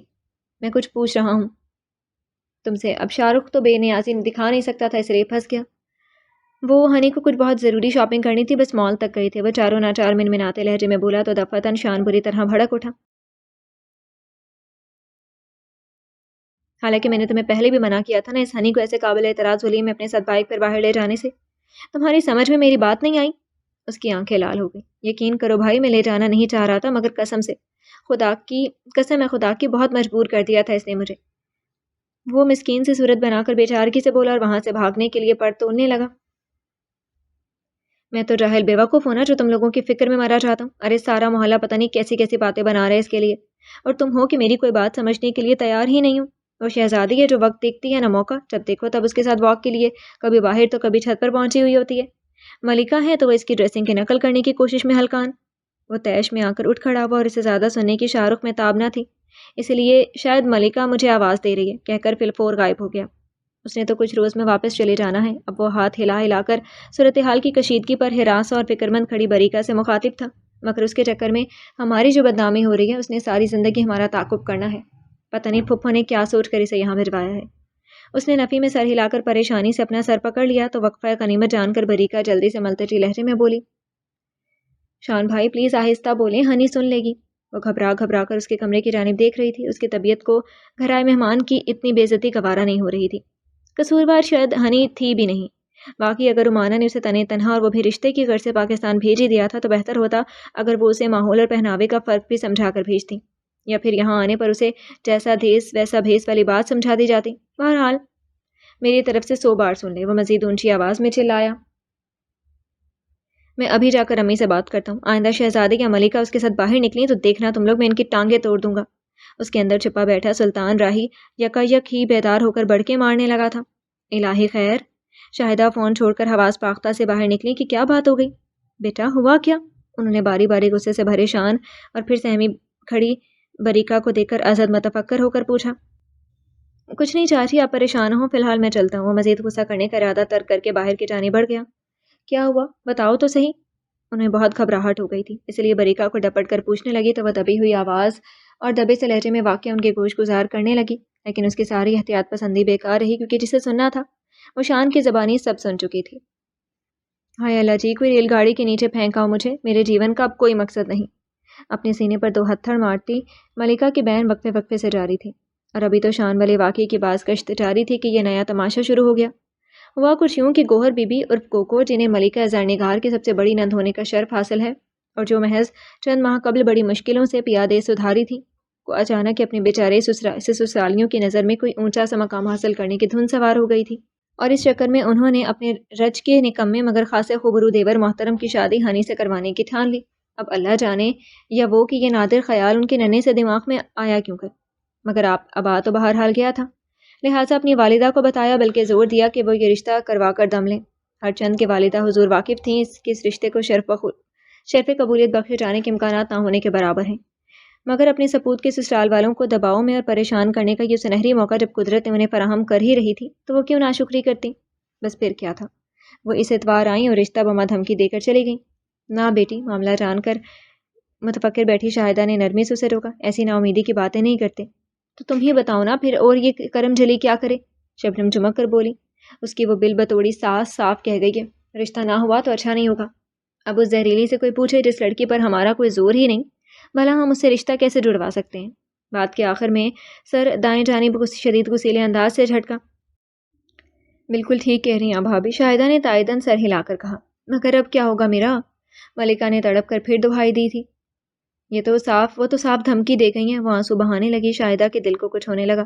شبنم نے بھی اسے دیکھا، پھر چلا کر بولی، ماں مر گئی ہے کیا تیری جو کل سے روئی جا رہی ہے؟ ارے زندگی عذاب ہو گئی ہے میری، ایک مصیبت ختم نہیں ہوتی کہ دوسری شروع۔ وہ بھی رونقی سی ہو رہی تھی۔ ان کے دھمکانے سے کیا ہوتا ہے بیٹا؟ شاہدہ نے پھر تسلی دینا چاہی، تم شہود بیٹے سے بات کرو نا۔ اسے کہو کہ اپنی امی کو سمجھائے، بھلا ایسا بھی کبھی رشتے ہوتے ہیں؟ اسے کیا کہوں چاچی؟ ملکہ نے دوپٹے کے پلو سے اپنے سرخ پکوڑا ناک بری طرح رگڑ کر دل جلے لہجے میں کہا۔ اس کے بس میں صرف مجھ سے نکاح کرنا تھا، وہ کر لیا، اور اب وہ ان سے کچھ منوا نہیں سکتا، نہ سمجھا سکتا ہے۔ وہ دل گرفتہ سی ہو گئی۔ رومانہ کو بھی دیکھو نا، تائی مان تازہ دم ہو کر بھڑکی، اپنی بیٹی کو یہاں بھجوا کر جیسے بھولی بیٹھی ہیں۔ ارے کتنے ہی رشتوں کو میں نے اپنے منہ سے انکار کیا ہے رومانہ کے کہنے پر، اب تو سب یہ سمجھنے لگے ہیں کہ جیسے میں پتہ کاٹ رہی ہوں جان بوجھ کر ان سب کا۔ میری بلا سے کالے چور سے بیاہ رچا لے وہ مہارانی، مجھے کیا پڑی ہے؟ مگر پھر بھی کوئی فیصلہ تو کر لینا بھائی، تاکہ وہ واپس جائے اور ہماری جان چھوٹے۔ تائی شبنم نے زور سے دونوں ہاتھ معافی کے انداز میں جوڑ کر چھوڑ دیے۔ ہاں بھابھی، شاہدہ نے جلدی سے کہا، ٹھیک کہہ رہی ہیں آپ فکر نہ کریں، میں بات کرتی ہوں رومانہ سے کہ ہمیں اس کے یہاں رہنے پر اعتراض نہیں، لیکن وہ کوئی فیصلہ تو کرے نا، تاکہ باقی امیدواروں کو قرار آ جائے۔ ہاں کرو استانی، تم ہی بات کرو، سمجھاؤ اسے، یوں بھی جوان جہان بے باک قسم کی لڑکی ہے اس کی، میں کب تک چوکیداری کروں بھائی؟ ویسے تھکن سے چور لہجے میں بولی، وہ 24 گھنٹے ہنی کی حفاظت پر نگران فرشتے کے مانند پہرا دیتی رہی ہوں۔ ہاں کرتی ہوں میں بات، شاہدہ پرسوچ لہجے میں بولی۔ پھر مسلسل سوں سوں کرتی ملکہ سے مخاطب ہوئیں، بیٹا تم بھی نماز پڑھ کر اللہ سے یہ پریشانی ٹل جانے کی دعا کرو، انشاءاللہ خیر ہوگی، میں تمہاری ساس کو بھی سمجھانے کی کوشش کروں گی۔ وہ اسے دلاسا دینے لگیں۔ شبنم اب کی بار کچھ نہ بولی۔ ملکہ نے کچھ نہ کچھ سمجھتے ہوئے اس بات میں سر ہلا دیا۔ کمرے کی بوجھل فضا پر گمبھیر خاموشی طاری ہونے لگی۔ دیکھو ہنی ڈارلنگ، رومانہ فون پر اپنی دختر نیکا اختر سے مخاطب تھی، تم جانتی ہو میں ریسٹورانٹ کے کاموں میں تمہارے ڈیڈ کے ساتھ کتنا بزی رہتی ہوں۔ شیگی بھائی کی کو تو اپنے ہپی دوستوں سے فرصت نہیں ملتی، آج کل وہ بھی ان کے ساتھ ہوائی گیا ہوا ہے۔ مجھے تو خیر اس سے ویسے بھی کوئی امید نہیں۔ اتنا کہہ کر رومانہ کا لہجہ بجھ گیا۔ یہ سب باتیں تو میں جانتی ہوں، ہنی تمسخرانہ مسکرا کر بولی۔ وہ اس وقت ٹیرس کی ریلنگ کے ساتھ کھڑی تھی۔ آپ وہ بتاؤ جس وجہ سے مجھے کال کی ہے۔ ہنی، اس بار رومانہ کے لہجے میں ہلکا سا طنز چھلکا، 2.5 مہینے ہو گئے تمہیں وہاں جا کر بیٹھے ہوئے اور ابھی تک تم نے کوئی لڑکا ہی پسند نہیں کیا۔ دیکھو میں تمہیں اچھی طرح پہلے بھی بتا چکی ہوں کہ تمہاری شادی ہرگز بھی اس لالچی کالے ملار سے نہیں کروں گی، تو بہتر ہے کہ تم پاکستان سے اپنے لیے کوئی اچھا سا لڑکا پسند کر لو اور جلدی کرو، نہیں تو 2 درجن پینڈنگ رشتوں میں سے کسی ایک کو ہاں کر دوں گی میں۔ بیٹا تو ہاتھ سے نکل ہی چکا ہے، اب کم از کم داماد تو ایسا ہو جس پر انسان اعتبار کر سکے، جو ہمارا سہارا بن سکے۔ وہ دبنگ انداز میں بول گئیں تو مگر اپنے الفاظ کے کھوکھلے پن سے بخوبی واقف تھیں وہ بھی اور ان کی بیٹی بھی، اس لیے وہ عجیب سے انداز میں ہنسنے لگی۔ او کم آن ماما، اس نے سر جھٹکا، ملار صرف میرا دوست ہے، ہاں ہو سکتا ہے وہ لالچی ہو مگر مجھے وہ ایز اے لائف پارٹنر ویسے بھی نہیں پسند۔ پتہ نہیں آپ کو کیوں ایسا لگا؟ ویل ڈونٹ وری، میں نے اپنے لیے ایک اچھا سا پیور پاکستانی لڑکا پسند کر چکی ہوں، اس لیے پلیز آپ ان 2 درجن گنواروں والے رشتوں کو اٹھا کر سائڈ پر پھینک دیں۔ تھینک گاڈ، رومانہ نے ایک سکون کا سانس لیا، وگرنہ وہ تو شاہدہ کی فون کال سننے کے بعد بے حد پریشان سی ہو گئی تھی۔ کون ہے وہ؟ جلدی سے پوچھا۔ بس 2 دن دے دیں، اس نے افق پر اپنی میک اپ زدہ آنکھیں گڑا کر مانے کیسے سے کہا، 2 دن بعد میں آپ کو اس کا نام بتا سکوں گی۔ اوکے، رومانہ تھکے تھکے سے لہجے میں بولیں کہ واقف تھے اسے اصرار کرنے کا چندہ فائدہ نہ تھا، مگر یاد رکھنا میں انتظار کر رہی ہوں۔ اوہ اوکے ماما، اس نے اکتا کر کہا، آئی نو، ٹیک کیئر۔ وہ جلدی سے فون کاٹ دیا۔ مبادہ وہ کوئی اور قصہ لے بیٹھی اور فی الحال ہنی کا ان سے مزید بات کرنے کا بالکل موڈ نہیں تھا۔ اس کی نگاہوں میں ایک سوچ ٹھہری ہوئی تھی اور لبوں پر پراسرار مسکراہٹ۔ ڈھلتی شام کا سمے تھا۔ پورے دن اپنی تپش لٹانے کے بعد شاہ خاور اب تھک کر واپسی کے سفر پر تھا۔ سد شکر ہوا بھی چل پڑی تو موسم قدرے معتدل ہو گیا۔ باہر کا موسم تو خوشگوار ہو گیا تھا مگر گھر کے اندر کی فضا ہنوز حبسطہ سی محسوس ہو رہی تھی۔ ہر شخص اپنی جگہ کچھ پریشان سا تھا، نہ جانے کیوں۔ بریکا کے دل میں بھی کئی اندیشے، خدشے اور وسوسوں نے دھما چوکڑی مچا رکھی تھی۔ بہت دن سے سامیہ نے بھی اس کی طرف چکر نہیں لگایا تھا اور وہ خود بھی وہاں نہ جا سکی، یا شاید جاسن کی وجہ سے جان بوجھ کر نہیں گئی۔ سامیہ کا یہ لفنگا بھائی اسے ایک لمحے کے لیے بھی برداشت نہیں ہوتا تھا۔ وہ پہلے تو ایسا نہیں تھا، ٹھیک ہے اس کے والد اور بڑے بھائی اس کی مشکوک سرگرمیوں اور حرکتوں کی وجہ سے اسے عموماً ناراض اور شاکی رہا کرتے تھے، مگر بریکا کے لیے وہ درد سر پچھلے سال سے بنا تھا۔ وہ جس قدر اسے نظر انداز کرنے کی کوشش کرتی وہ اتنا ہی اسے زج کیا کرتا۔ ویسے خدا نہ خواستہ کبھی کوئی غیر اخلاقی حرکت یا بات اس نے نہیں کی تھی، مگر پھر بھی بریکا کو اسے نہ جانے کیوں جیسے بیر سا ہو گیا تھا، اور وہ اسی لیے اب سامیہ کے ہاں جانے سے کترانے لگی تھی۔ اسے ایسے لڑکے بالکل پسند نہیں تھے جو صنف نازک کو دیکھتے ہی رال ٹپکانے لگتے تھے۔ شان بھی تو تھا، کتنا وقار اور شائستگی جھلکتی تھی اس کے انداز و اعتبار سے صنف نازک سے بات کرتے وقت، اور اس سے بڑھ کر اس کی شرافت کی دلیل کیا ہوگی کہ اس نے ہنی جیسی کھلی ڈھلی لڑکی تک سے ایک مخصوص فاصلہ شروع سے قائم رکھا تھا، اور ایک شاہ رخ تھا اس کے آگے بچھا جاتا تھا ہمیشہ۔ بہرحال وہ ایسی ہی بے ربط لامتناہی سوچوں میں گھری گھر کے مرکزی دروازے تک چلی آئی۔ اور اس سے قبل کہ وہ دروازہ کھول کر قدم باہر نکالتی، شان اپنی چابی سے ڈائمنڈ لوک کھولتا اندر داخل ہوا۔ وہ ٹھٹک کر ٹھہر گئی، اور ٹھہر تو وہ بھی گیا تھا۔ تم اس وقت کہاں جا رہی ہو؟ وہ اسے دیکھتے ہی پھاڑ کھانے والے لہجے میں بولا۔ بریکہ بے طرح سہم گئی۔ میں تو وہ سامیہ، اس نے حق لا کر بتانا چاہا تھا۔ مان اس کی نظر شان کے بگڑے چہرے پر پڑ گئی۔ ارے یہ چوٹ کیسے لگ گئی آپ کو؟ وضاحت چھوڑ چھاڑ اس نے گھبرا کر بے چینی سے پوچھا۔ شان کی انگشتیں شہادت بے ساختہ نامحسوس انداز میں اپنی ہلکی سی سوجن زدہ ناک پر جا پہنچی۔ معمولی سے ایکسیڈنٹ ہو گیا تھا، اس نے چڑھ کر کہا۔ تمہیں فکر کرنے کی کوئی ضرورت نہیں ہے۔ بریکہ اس کے لہجے کی درشتی پر حق تک رہ گئی تھی۔ اور چلو واپس جاؤ اندر، اس نے چٹکی بجاتے ہوئے اسے واپسی کا راستہ دکھایا۔ اور کوئی ضرورت نہیں ہے تمہیں سامیہ کے گھر جانے کی، جانتی بھی اس کا آوارہ بھائی ہر وقت گھر میں موجود ہوتا ہے۔ ایک آدھ مرتبہ پہلے بھی میں نے تمہیں وہاں جانے سے منع کیا تھا، مگر تم ہو کہ سنتی ہی نہیں۔ یوں بھی میں ہوتا کون ہوں تم پر قدغن لگانے والا؟ تمہیں اچھا برا سمجھانا تو ویسے بھی تمہارے والدین کا کام ہے، میری بلا سے جو مرضی کرو، جو کرو مرضی تمہاری۔ پتہ نہیں کس بات کا غبار تھا جو وہ اس پر نکال رہا تھا، مگر بریکہ کے نازک دل میں سے زیادہ سننے کی تاب نہیں تھی۔ اچانک ہی بہت سا پانی اس کی آنکھوں میں جمع ہونے لگا تو وہ بغیر کچھ کہے صورت سے مڑی اور اندر بھاگ گئی، اور ٹیرس سے انہیں آپس میں محو گفتگو دے کر بعجلت وہاں تک آئی۔ ہنی نے بہت تعجب سے یہ منظر دیکھا تھا۔ ایک پل توقف کیا، پھر سنبھلی اور گھر کے اندر قدم بڑھاتے شان کو پورے اعتماد سے روک کر بولی۔ آج تو میں نے پاکستانی کپڑے پہنے، کیا آپ مجھے اپنے ساتھ لے جانا پسند کریں گے؟ اور اندر قدم بڑھاتے شان کے قدم رک کر ٹھہر گئے، آگے بڑھنے سے انکاری ہو گئے، اور انہیں انکاری ہی ہونا تھا۔ لو مان لیا ہم نے، ہے پیار نہیں تم کو۔ آج بہت دنوں بعد شاہ رخ اپنے کمرے میں پہلے کی طرح بند تھا۔ اس کا اسٹیریو المیہ نغمے اگل رہا تھا۔ جس طرح کے گانے وہ سنتا تھا ان کے لیے لفظ اگلنا ہی موزوں ترین تھا۔ کوئی دھماکہ سا دھماکہ تھا جو ہنی نے کیا تھا، اور دھماکے کے بعد والے مناظر ان کے گھر میں دیکھے جا رہے تھے۔ ہر کوئی بے یقین تھا کہ یہ ہو کیسے گیا جو ہو چکا تھا۔ ہنی کی نظر انتخاب شان پر ٹھہری تھی۔ کل رات رمانہ نے خوشی سے چہچہاتے لہجے میں یہ رشتہ تائی شبنم کے حضور پیش کر دیا۔ ایک پل کے لیے تو شبنم بالکل چپ سی رہ گئی تھی کہ اتنا تو وہ جانتی تھی کہ شان کو اس رشتے پر راضی کرنا جوئے شیر لانے سے کم دشوار ثابت نہیں ہوگا، کیونکہ ان کا یہ بیٹا ان لوگوں سے بہت علیحدہ اپنا ایک مزاج رکھتا تھا۔ تاہم جب رومانہ نے یہ رشتہ جڑانے کی صورت میں انہیں حاصل ہونے والے فوائد و سہولیات پر تفصیل سے روشنی ڈالی تو یہ روشنی اتنی زیادہ طاقتور تھی کہ ان کی آنکھیں چندھیا سے گئی۔ اور یوں بھی وہ کوئی کم عقل خاتون تو تھی نہیں جو بیٹھے بٹھائے بنا کوشش کیے ان کی جھولی میں از خود آ کر گرنے والی اس نعمت کو یوں ہی بنا ایک کوشش کیے جانے دیتی۔ لہٰذا انہوں نے فیصلہ کر لیا کہ ایک مرتبہ تو وہ شان سے اس موضوع پر ضرور بات کریں گی، باقی جو اللہ کو منظور۔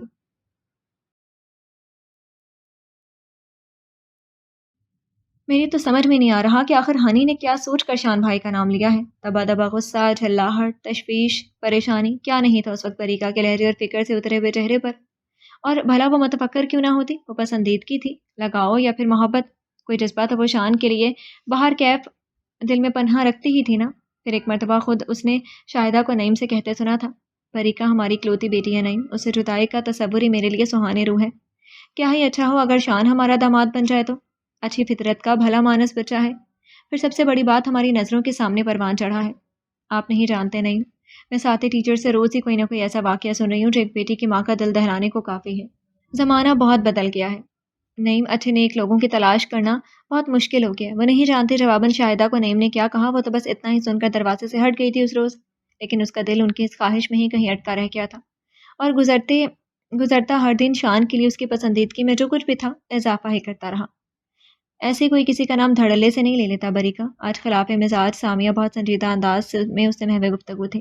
وہ تو آج یہاں بریکہ سے کوئی بہت ہی اہم بات کرنے آئی تھی، مگر یہاں آ کر اسے جب اس رشتے والی بات کا پتہ بریکہ کی زبانی چلا تو وہ فی الحال کچھ سوچ کر خاموشی رہی تھی کہ دیکھیں آگے کیا ماجرا ہوتا ہے۔ کسی نے شہ دی ہوگی تو اس کی اتنی ہمت ہوئی ہے۔ اس کا لہجہ کچھ جتاتا ہوا سا تھا۔ حسب توقع اس کی بات پر اس کے برابر صوفے پر بیٹھی بریکہ نے تیکھے جتون سے اسے دیکھا اور بے حد برا مناتے ہوئے لہجے میں بولی، اسے کون شہ دے گا سامیہ؟ شان بھائی اسے سیدھے منہ بات تک تو نہیں کرتے۔ سیدھے منہ بات نہ کرنے پر وہ ان کا رشتہ طلب کر بیٹھی۔ سامیہ نے مضحکہ اڑایا، اگر سیدھے منہ بات کر لیتے تو شاید اب تک شادی شدہ ہو چکے ہوتے۔ کیوں؟ تم نہیں جانتی نا شان بھائی کو، اس بار بریکہ مدافعانہ لہجے میں بولی، اس لیے ایسا کہہ رہی ہو، وہ اس رشتے کے لیے کبھی بھی راضی نہیں ہوں گے، تم دیکھ لینا۔ وہ اتنے پراعتماد لہجے میں بولی کہ سامیہ کو حقیقتاً اس پر افسوس ہونے لگا۔ وہ اس وقت ایک ایسا دعویٰ کر رہی تھی جو اگلے چند گھنٹوں میں غلط ثابت ہونے والا تھا۔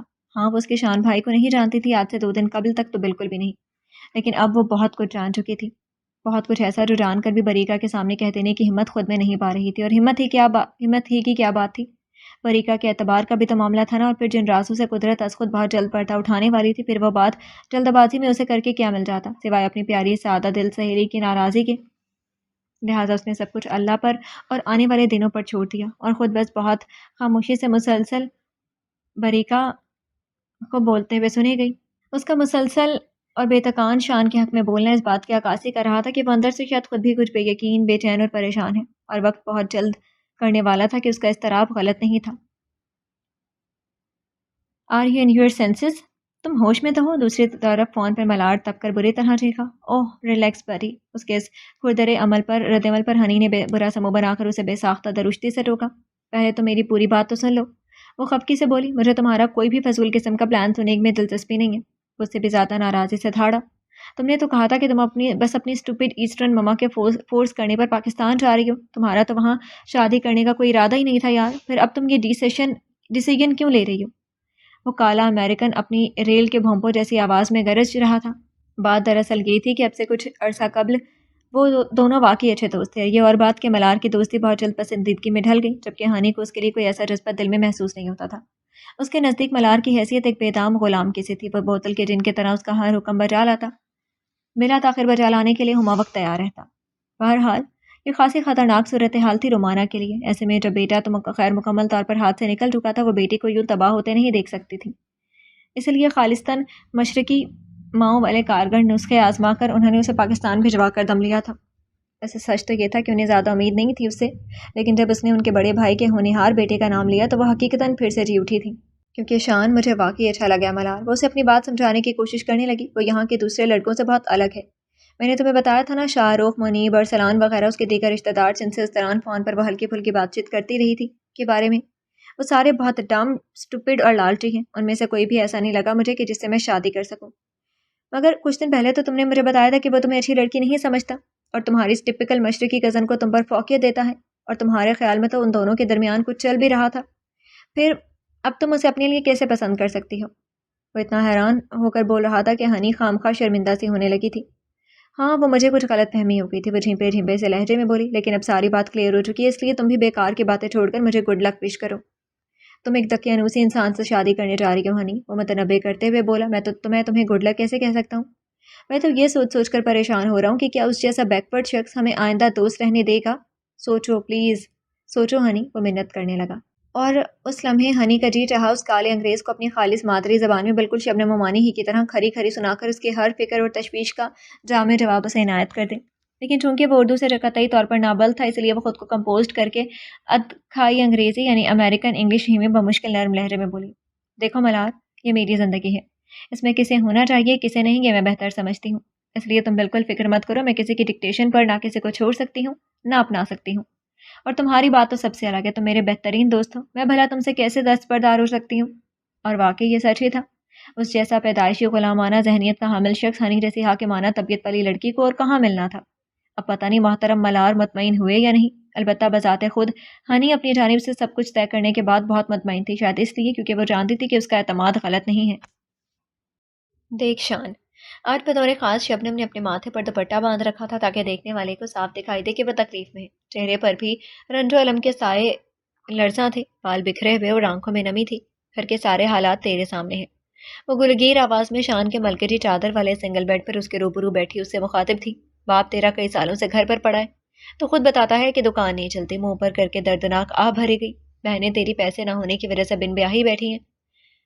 اتنا کہہ کر ان کے لبوں سے سسکاری سے نکلی اور انہوں نے کنکھیوں سے شان کے تاثرات جانچے۔ وہ متوجہ تھا، لہٰذا بات جاری رکھی۔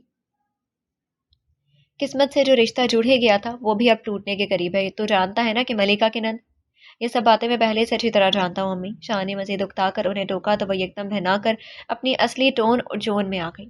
جب سب کچھ جانتا ہے تو تجھے یہ بھی معلوم ہوگا کہ تیری اربوں پتی پھپھی نے اپنی لاڈو رانی کے لیے تجھے مانگا ہے۔ اب بتا کیا جواب دوں اسے؟ روز فون کر کر کے جان کھا رہی ہے میری۔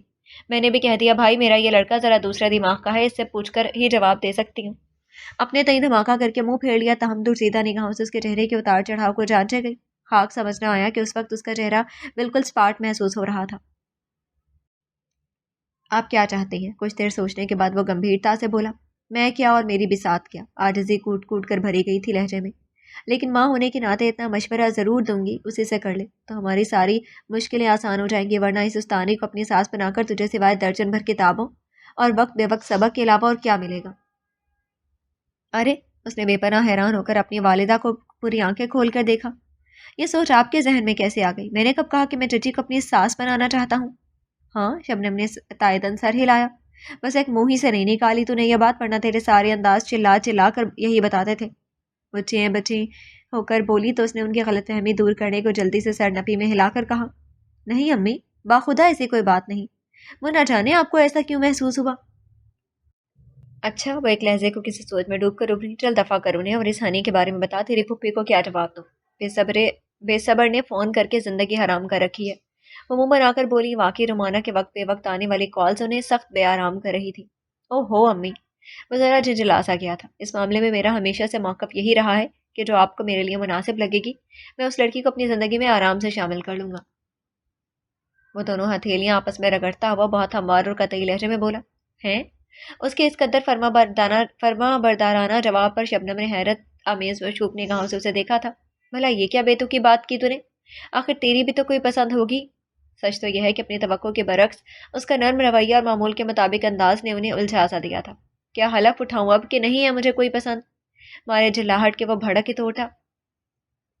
جب کہہ رہا ہوں کہ آپ کی پسند پر مجھے کوئی اعتراض نہیں ہوگا تو پھر اس جرح کا مطلب؟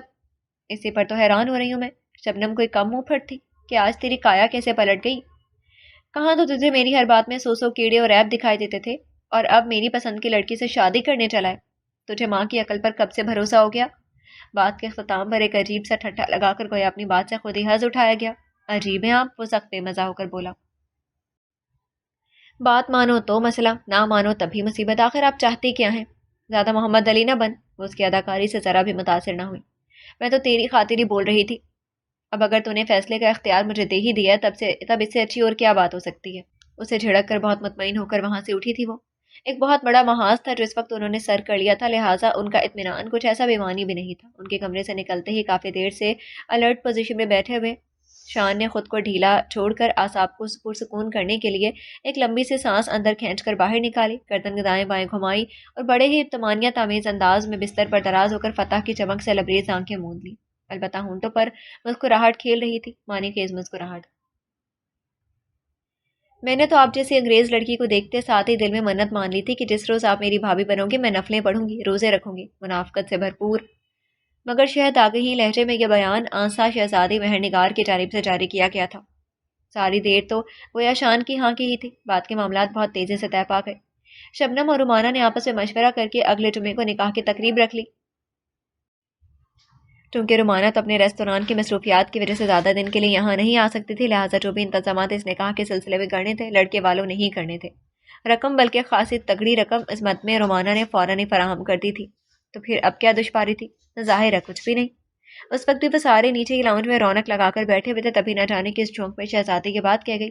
ارے تو کیا منت مانے گی؟ سامنے صوفے پر بیٹھ کر بڑے اہتمام سے حسرت زدہ شکایتی نگاہوں سے ہنی کے فریش چہرے کو تکتے تکتے یہ ایک دم بلبلا کر شاہ رخ بولا تو سبھی چونک کر اس کی جانب متوجہ ہو گئے۔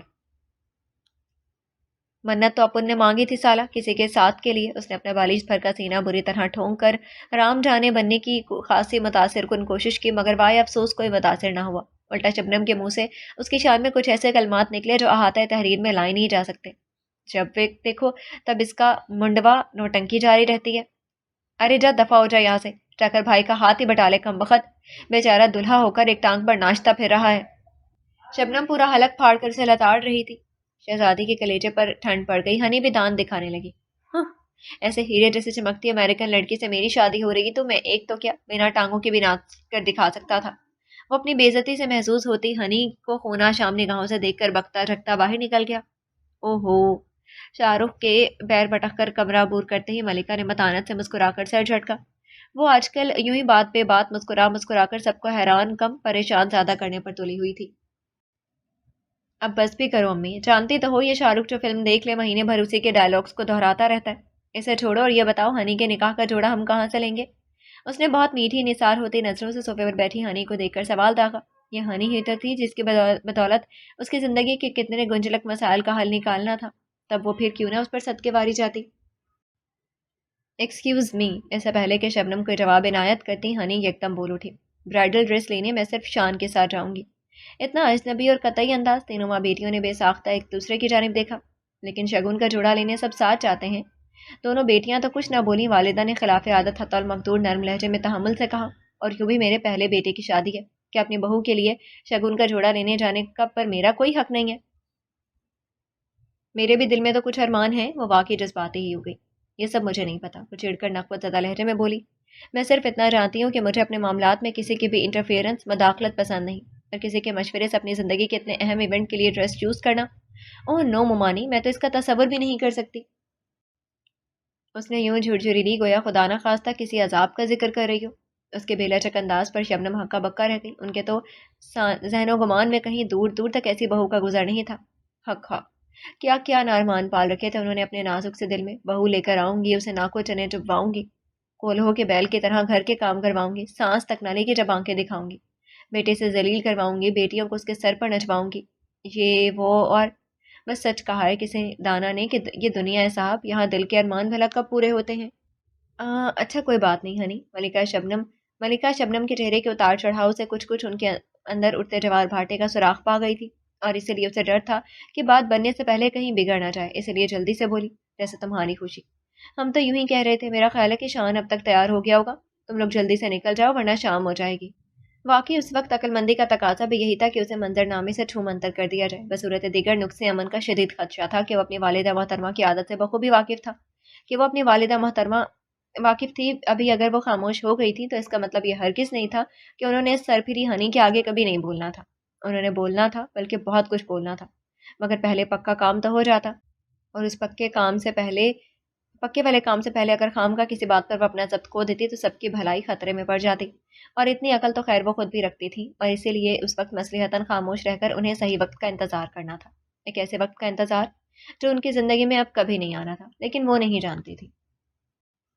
शाम ने अब सुरमई पैराहन उतार कर अपना आप से चादर से ढांप लिया था। हर तरफ तेजी से फैलता ये अंधेरा आज उसे बड़ा गनीमत महसूस हो रहा था, और जैसे सारे ज़माने ही से नहीं, खुद अपने आप से भी छुप जाना चाहती थी। मगर असल मुसीबत तो यही थी कि छुप कर जाती कहाँ।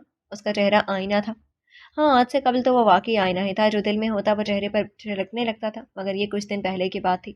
आज ना सिर्फ अपने चेहरे के तासुरात पर काबू पाना सीख चुकी थी, बल्कि आंखों से निकलते आंसुओं को पलकों तले रोक कर दिल में कैसे उतारना है, ये मुश्किल हुनर भी उसे ज़िंदगी ने किसी माहिर उस्ताद की तरह बड़ी आसानी से सिखा दिया था। शाहिदा अब से कुछ देर पहले शबनम के बुलावे पर नीचे गई थी। शान और हनी का रिश्ता जुड़ जाना उनके लिए भी दीगर की तरह बाइस हैरत था। थोड़ी पुरमलाल भी हुई और रंजीदा खातिर भी।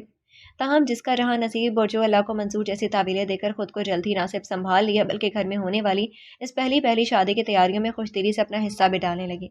लेकिन बरीका ऐसा ना कर सकी। और भला वो इतना आले ज़र्फ़ी का मुज़ाहरा इस कदर जल्दी कर भी कैसे सकती थी। उसका दिल टूटा था, और अब उसे इस किरची किरची दिल को समेटने में वक्त तो बहरहाल लगना ही था।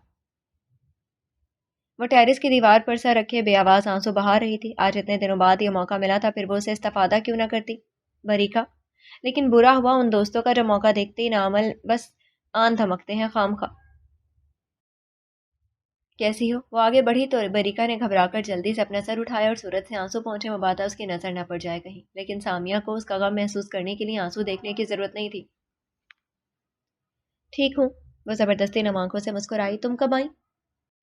अपने टेरेस पर खड़ी काफी देर से मुलाहजा कर रही थी मैं तुम्हें, उसने दानिस्ता तंजन कहा। कि तुम कितनी ठीक हो?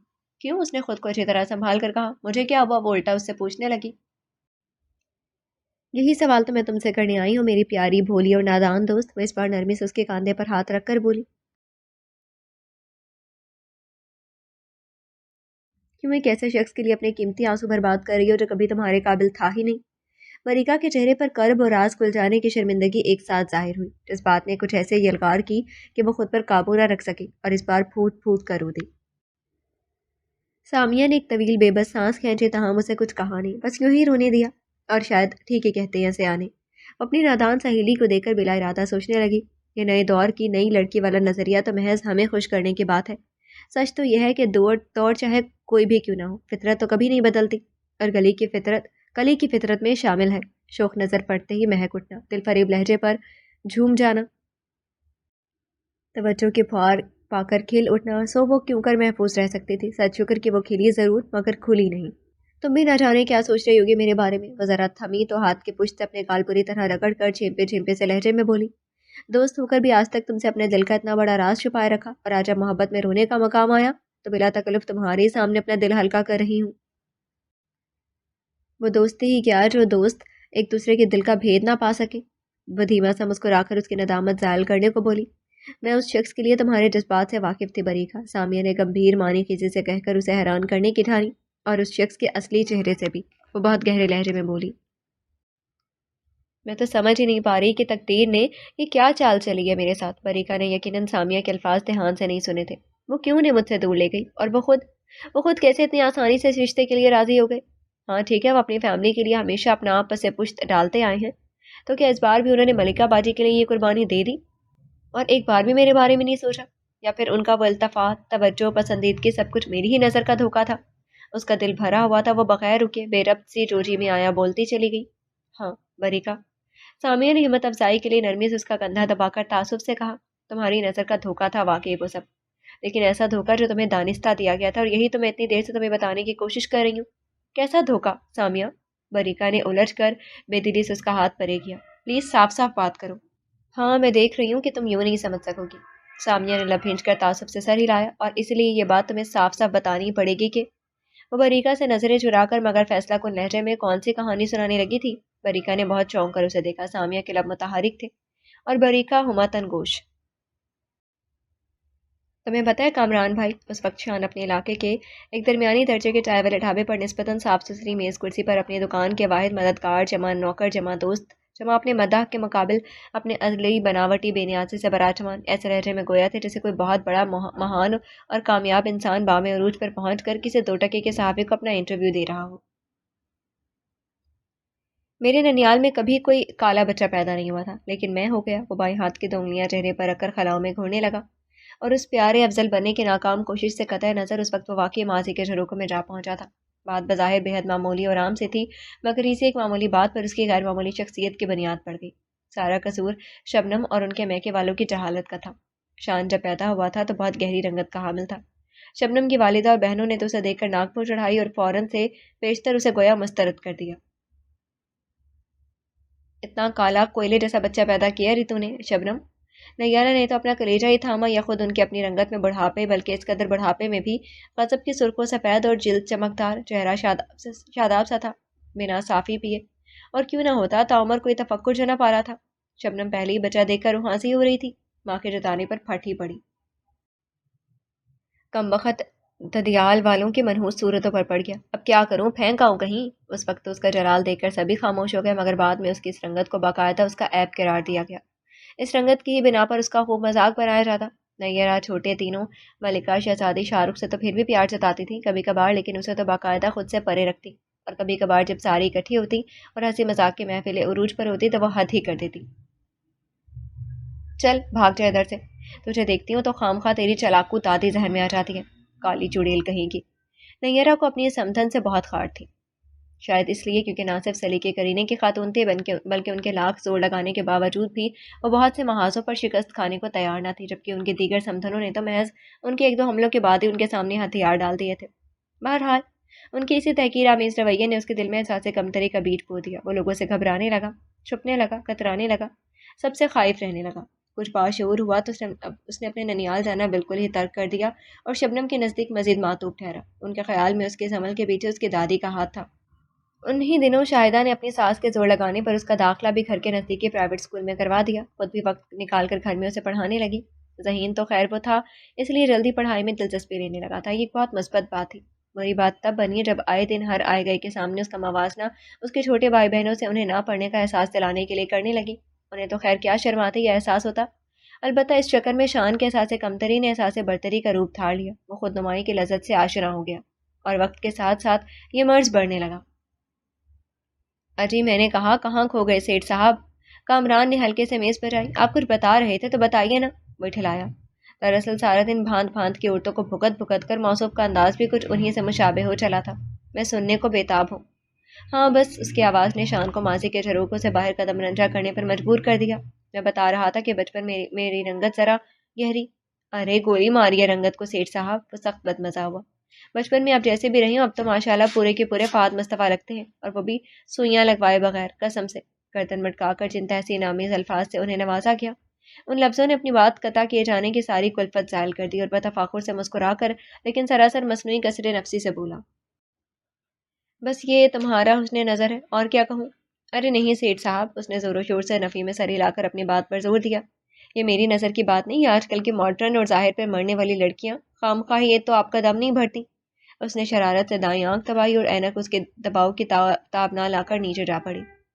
तुम्हें भी शोखियाँ करनी आ गई हैं भाई कामरान, वो मगरूर से अंदाज में चटखारा लेकर बड़े भरपूर अंदाज से मुस्कुराया। जो सीखा है आपसे सीखा है। वो न्याजमंदी से उसके आगे झुका, मगर इस बार ऐनक हाथ से पकड़ ली। मगर आप भी ना कसम से बड़े चालाक हैं। वो नरूठेपन से शिकवा करने लगा, ये राज की बात लाख पूछने पर भी नहीं बता रहे कि आपने अपनी उस अमेरिकन बला को कैसे काबू किया, जबकि मुकाबला भी बहुत सख्त था। वो इस बार ऐसी प्यासी निगाहों से शान को देख रहा था, कोई आज ही सारा इल्म हासिल कर लेना चाहता हूँ। शान उसकी बेचैनी भांप कर बुरदबारी से मुस्कुराया। हाँ वाकई मुकाबला बड़ा सख्त था। उसने कामरान भाई की बात से 200% इत्तेफाक करते हुए इस बात में सर हिला दिया। मगर हमने भी कोई कच्ची गोलियां नहीं खेली यार। हाँ ये बात मैं जानता हूँ। उसने जल्दी जल्दी तायतन सर हिलाया, ऐनक पकड़कर। तुम पढ़े लिखे नहीं हो ना? शान ने अकबर आजम जैसे लहजे में अपनी बात आगे बढ़ाई, और इस बार पहले से भी ज्यादा जोरों शोर से सर हिला था उनके मुतक़िद का। इसलिए नहीं जानते कि नफ्सियात का बहुत सादा और आम सा उसूल है कि अगर किसी को अपनी जानी मतवजह करना चाहते हो तो उसे नज़रअंदाज करना शुरू कर दो। बस यही किया था मैंने उसके साथ। हाँ शुरू शुरू में थोड़ी बहुत बातचीत में कर रहा था कि जाहिर है मेरी कज़न है, पहली पहली बार पाकिस्तान आई है। ये तो उसके बड़ दिखावे के बाद उसके चाहने वालों का हजूम देखकर मैंने अपनी हिकमत अमली तब्दील की, और देख लो इसका नतीजा तुम्हारे सामने है।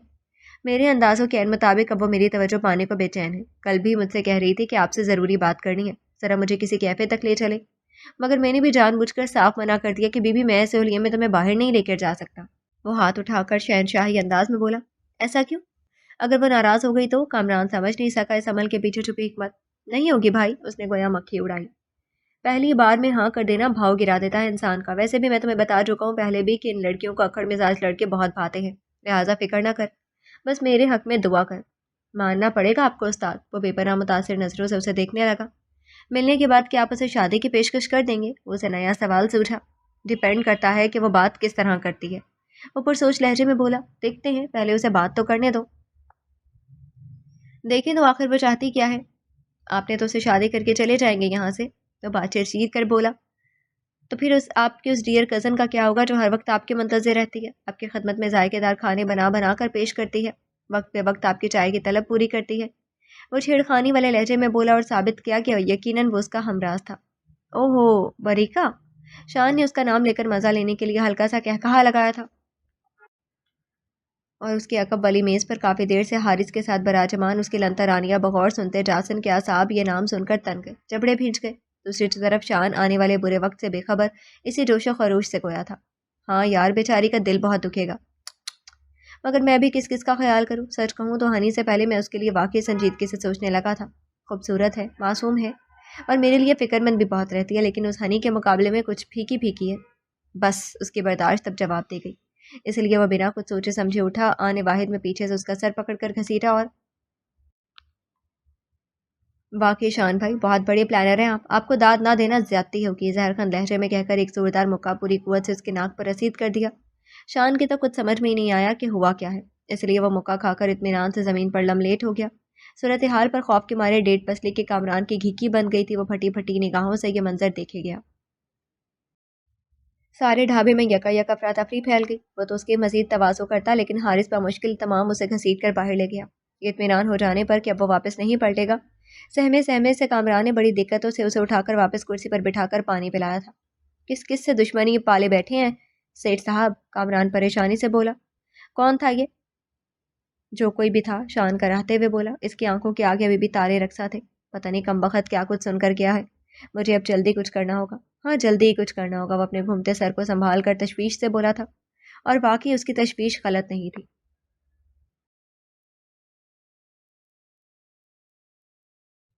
उस रोज़ जासिर ने घर लौटकर पहली बार मुझे शान भाई के मुतालिक बताया कि हारिस के बड़े भाई उनके साथ कॉलेज में ज़ेर तालीम रहे हैं।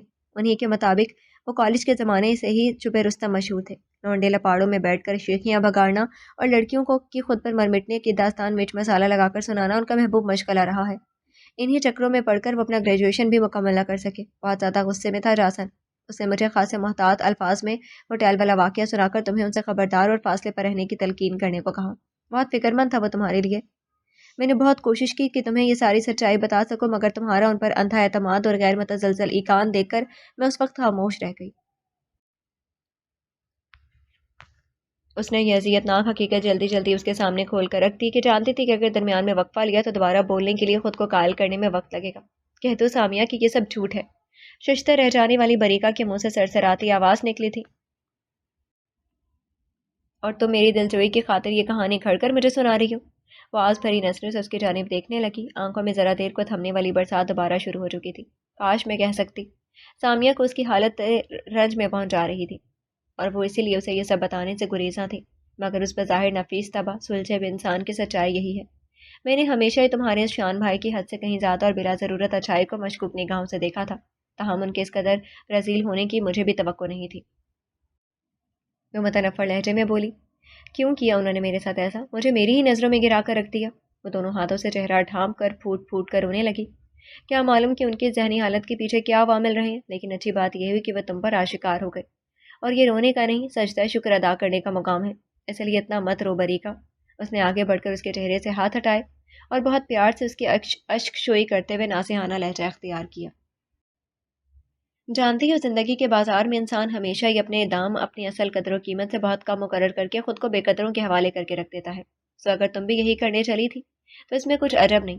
मगर तुम खुशकिस्मत हो प्यारी की कुदरत ने तुम्हें खुद को इर्जा करने से बचा लिया। और अगर अब की मेहरबानी से बची गई हो तो यकीन रखना वो तुम्हें इंशाल्लाह ऐसे महफूज और कदरदान हाथों तक पहुंचाएगा कि तुम सारी जिंदगी खुद पर रश्क करोगी। तुम्हारा इखलाक, तुम्हारी सादगी और मासूमियत बेशकीमत है बरीका। तब तुम्हें कोई मुफलिस इंसान कैसे हासिल कर सकता था? और न जाने कैसे ही पुरतासीर अल्फाज थे ये कि जाकर सीधा बरीका के जख्म खोदा दिल पर मरहम की तरह लग गए। तुम बहुत अच्छी दोस्त हो सामिया, वो उसके गले से लगकर बेसाख्ता ममनूनियत से बोली। पता नहीं मैं तुम्हारी इस मोहब्बत का एहसान कैसे चुका पाऊंगी। मोहब्बत एहसान नहीं होती पगली। सामिया का अपना दिल गुदाज होने लगा। ये तो एहसास होती है। उसे माथे पर किसी झूमर की तरह सजाना चाहिए, एहसान समझकर बोझ नहीं बनाना चाहिए। वो अपने असली और मखसूस दो टोक वाज़े अंदाज में बोली तो इस बार बरीका बहुत दिल से मुस्कुराई थी। दिल का हर बोझ और गम अजीज दोस्त ने जो बांट लिया था, तो क्या वो अब भी खुद को हल्का फुल्का महसूस ना करती? और क्या समझते थे तुम लोग मुझे? रात के पिछले पहर शान अपने कमरे में कदादम आईने के सामने इस्तादा खुद अपने आप से मुखातिब था। क्या मैं इतना ही आम इंसान था? उसने मगरूर निगाहों से खुद को बगौर देखा। नहीं, कतई नहीं। अगर होता तो वो इतनी स्टाइलिश अमीर बाप की बेटी क्या मुझे अपना जीवन साथी बना सकती थी? वो नफ़ी में सर हिलाकर अजीब तरह से हंसा। हाँ ठीक है, थोड़ा बहुत कोशिश मैंने भी की तो क्या हुआ? क्या तरक्की करना मेरा हक नहीं? मैं आखिर कब तक उस छोटी सी दुकान पर बैठकर अपनी सलाहियतें ज़ाहिर करता रहता? और सच तो ये है कि अगर मेरे पास इस जंजाल पूरे और इन जाहलों से दूर रहने का कोई और ठिकाना होता तो मैं तो कभी का इन सबसे दूर जा चुका होता। उसने तहकीर आमेज़ तनफ्फुर से सर झटका। खैर जो हुआ सो हुआ, वो तो शुक्र है कि उस हनी ने बर वक्त मुझे प्रपोज कर दिया, वरना मैं तो उस कमीने जासन की तरफ से डर ही गया था कि कहीं वो इस वाक़ये का जिक्र अपनी उस लकचड़ी और मगरूर बहन से न कर दे और वो अपना फ़र्ज़ ऐन समझते हुए बरीका से और बरीका इंतकामन हनी से मगर खैर गुजरी। वो अब की बार ज़रा तमानियत से हल्का सा मुस्कुराया। वैसे ये मैंने अक्लमंदी की कि हनी को डायरेक्ट हाँ करने की बजाय अम्मी के कंधों पर रखकर बंदूक चला दी। हाँ तो क्या बेवकूफ़ था मैं जो इस तरह के प्रपोजल के जवाब में फ़ौरन ही नदीदों की तरह हाँ कर देता? नहीं, ये हिमाकत मैं नहीं कर सकता था। भाई आइंदा ज़िंदगी में उस हनी को काबू में रखने के लिए ये ज़रूरी था ना कि यूँ ज़ाहिर किया जाए जैसे कि मैं ये शादी बड़ों की मर्ज़ी की वजह से कर रहा हूँ। ओह, वाकई ऐसी जहानत किसी किसी को नसीब होती है। वैसे मेरी शादी पर शक्लें देखने वाली होंगी सारे रिश्तेदारों की, खसूसन निशो खाला, ज़ेबा और नीलो खाला की भी। उसे सोचकर इतना लुत्फ़ आया कि चेहरा फरते मसरत से तमतमाने लगा था। बचपन में तो मेरा मजाक उड़ाती नहीं थकती थी और अब मुझे दामाद बनाने के लिए मरी जा रही थी। मैंने भी उन्हें आसरे में रखकर ऐसा दाव खेला है जो ताउम्र याद रखेंगे। हाँ हाँ हाँ। उसने अपना जन्नाती कहकहा जब्त करना मुहाल हो गया।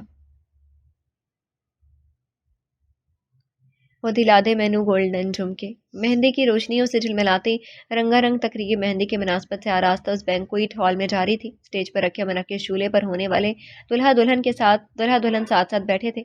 हनी, नारंगी, हरे और सुनहरी गोटे से मुज़य्यन फान और पीले रंग के घेरदार फ्रॉक पर और पजामे में मलबूस, सर पर नेट का नारंगी दुपट्टा लिए गर्दन अकड़ाए तफाकुर से बैठी स्टेज के सामने महवे रक्स शहजादी महर निगार को मजाक उड़ाती नजरों से देख रही थी। हालांकि उसने ये सारा आइटम नंबर आजकल के पाकिस्तानी ड्रामे देख देख कर बतौर ख़ास उसी के लिए तैयार किया था। काले शलवार कुर्ते में शान भी खासा खुबरू दिखाई दे रहा था, मगर ताज़ा फेशियल वाले चेहरे पर कुछ बेचैनी से उभर रही थी, क्योंकि फिलहाल सारी हसद और हसरत भरी निगाहें उस आइटम नंबर पर थी जो उस वक्त जारी था। चिट्ठियाँ कल आईयाँ वे और बेबी मेरी। अचानक मौसीकी तेज होने पर पीले करारे में मलबूस शहजादी जोर से गोल घूमी। दूर बैठा शाहरुख जब से कुछ देर कबल इर्द गिर्द बिखरे जलवों से अपनी आंखें सेकने में मसरूफ था। हानि पर वो कब की लानत भेज चुका था और इसके अलावा चारा भी क्या था। अब अपनी हमशीरा को यूं सरे महफिल मटकते देखकर दांत पीस पीस कर अपना गुस्सा दबाने की कोशिश में हलकान हो रहा था, जबकि खुद शबनम तेज गुलाबी साड़ी में वाकई शबनम बनी बैठी थी आज, और अपनी इस बासलाहियत बेटी को बहुत फखरी अंदाज से देख रही थी। स्टेज के ही नज़दीक मलिका आज पूरे रौनत अमीज अंदाज से अपनी सास के साथ बैठी थी।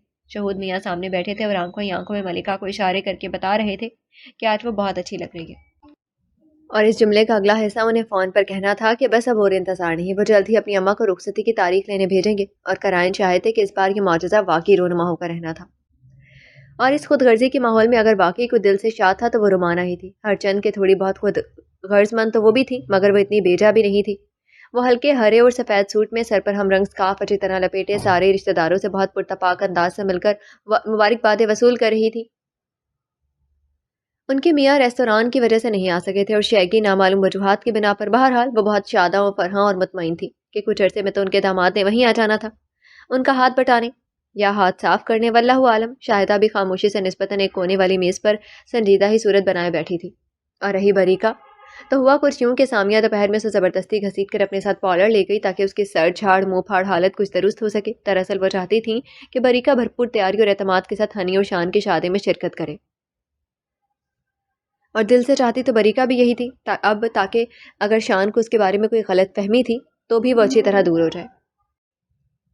शाहिदा यूं मौके पर उनके जाने पर ज़रा मुअतरज़ हुई, मगर सामिया ने कुछ कह सुनकर उन्हें कायल कर लिया था। फिर जिस वक्त वो दोनों कलाइयाँ भर भर कर मेहंदी लगवा कर वापस लौटी, ये लोग हॉल से आने के लिए घर से निकलने को तैयार खड़े थे, उसने शाहिदा से कह दिया कि आप मुतमईन होकर जाएं, मैं तैयार होकर सामिया के साथ पहुंच जाऊंगी। और शाहिदा को मुनासिब नहीं लगा कि उसकी वजह से उन लोगों को ताख़ीर हो, इसलिए उसे जल्दी आने की ताकीद करके उनके साथ चली गई। और पाबंदी वक्त का ये सहरा रोमाना ही के सर था, वरना शबनम वगैरह तो बादशाह लोग थे। लड़की की माँ होने के नाते रोमाना हर पर फितरी घबराहट सवार थी, और वो चाह रही थी कि हर काम वक्त पर और बद एहसन और खूबी पाए तकमील को पहुंच जाए। बरीका और सामिया अभी तक नहीं पहुंची, इसलिए शाहिदा ने अपना फ़ोन निकाल कर उसे कॉल मिलाई। जी अम्मी, रास्ते में है, बस पहुंच रही हैं 10-15 मिनट तक इंशाल्लाह। दरअसल रास्ते में ट्रैफिक बहुत है। जी जी, आप फिक्रमंद ना हो, सामिया मेरे साथ है। जी जी, जासिन ड्राइव कर है। ओके। बरीका ने शाहिदा की तसल्ली करवाकर फ़ोन बंद किया और बहुत गुस्से से आहिस्ता रफ्तार से गाड़ी ड्राइव करते जासन को देखा। तुम गाड़ी ज़रा तेज़ नहीं चला सकते? वहाँ मेरी अम्मी परेशान हो रही हैं। मेरा तो दिल चाह रहा है कि गाड़ी आगे बढ़ाऊं ही नहीं, जहाँ है वहीं रोक दो। वो शीशे में दिखाई देता उसका सजा समरा रूप देखकर मखमूल लहजे में बोला। मरून गहरे हरे और पीले चुनरी के घाघरे और कमीज में मलबूस, कानों में मोती के बाले डाले, दोनों नाजुक कलाइयों को हमरंग रेशमी चूड़ियों से सजाए, नैन कटोरों में काजल की धार खींचे। वाकई वो आज कयामत से कम नहीं लग रही थी। और इस रिवायती तैयारी में सामिया ने अपना गला जोर से खंखारा, जैसे उसे अपनी मौजूदगी याद दिलाई तो वह सटपटा कर कदरे शर्मिंदा सा हो गया था। दिमाग ठीक है तुम्हारा? वो घबरा कर शदीद परेशानी से बोली। क्यों रोकोगे तुम गाड़ी? अच्छा अच्छा, प्लीज़ मैं कुछ नहीं कह रही, मगर ज़रा जल्दी चला लो ना, अच्छे भाई नहीं हो। उसने लजाजत से कहा। उसका ज़ब्त का पैमाना लबरेज हो गया था। सूरत हाल पर बेसाख्ता सामिया की हंसी छूट गई। सामिया, वो थाड़ा तो सामिया एकदम चुप हो जाने की अदाकारी करने लगी। मैंने तुमसे कुछ कहा नहीं था। वो दांत कुचकुचाकर याद दहानी करवाने के लहजे में बोला तो मासूम सामिया को फौरन ही कुछ याद आ गया। ओ हाँ, उसने धीरे से अपने माथे पर हाथ मारा। जरा किसी फ्लावर शॉप पर गाड़ी तो रुकना जासन, मैं मिस्टर एंड मिसेस शान नदीम अख्तर के लिए कोई अच्छा सा बुके ही ले लूँ, ऐसे खाली हाथ चले जाना तो अच्छा नहीं लगता। उसने आंखें पटपटाते हुए जल्दी जल्दी कहा, और वो तो जैसे मुंतज़िर ही था। 2 मिनट की ड्राइव पर फूलों की दुकान थी, झट वहां जाकर गाड़ी रोक दी। ओहो, बरीका बुरी तरह झंझला गई। अब क्या मैं इस हुलिये में तुम्हारे साथ दुकान के अंदर जाऊंगी? खुद तो तुमने सिंपल सा शेरवार सूट पहन लिया और मुझे खामखा में हीरोइन बना डाला आज। रिलैक्स डियर, वो हाथ उठाकर उसे शांत करने वाले लहजे में बोली। تم بیٹھو، میں بس 2 منٹ میں آئی، وہ چٹکی بجا کر بولی اور آن واحد میں گاڑی کا دروازہ کھول کر باہر نکل گئی اور کچھ کہنے کے لیے منہ کھولتی بریکا نے لب واپس بھینچ لیے۔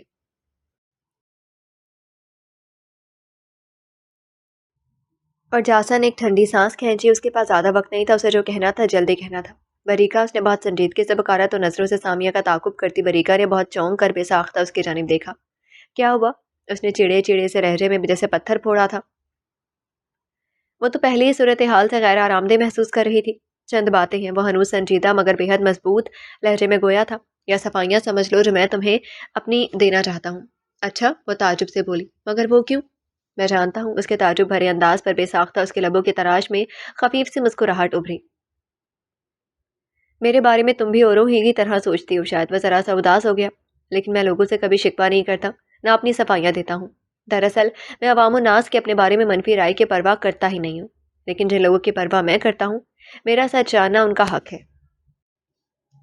وہ آج خلاف معمول بہت نپے تلے الفاظ کا استعمال کرتے ہوئے بردباری سے گفتگو کر رہا تھا۔ بریکا بولی تو کچھ نہیں، اس بار البتہ تحیر اس کی آنکھوں سے جھلکنے لگا۔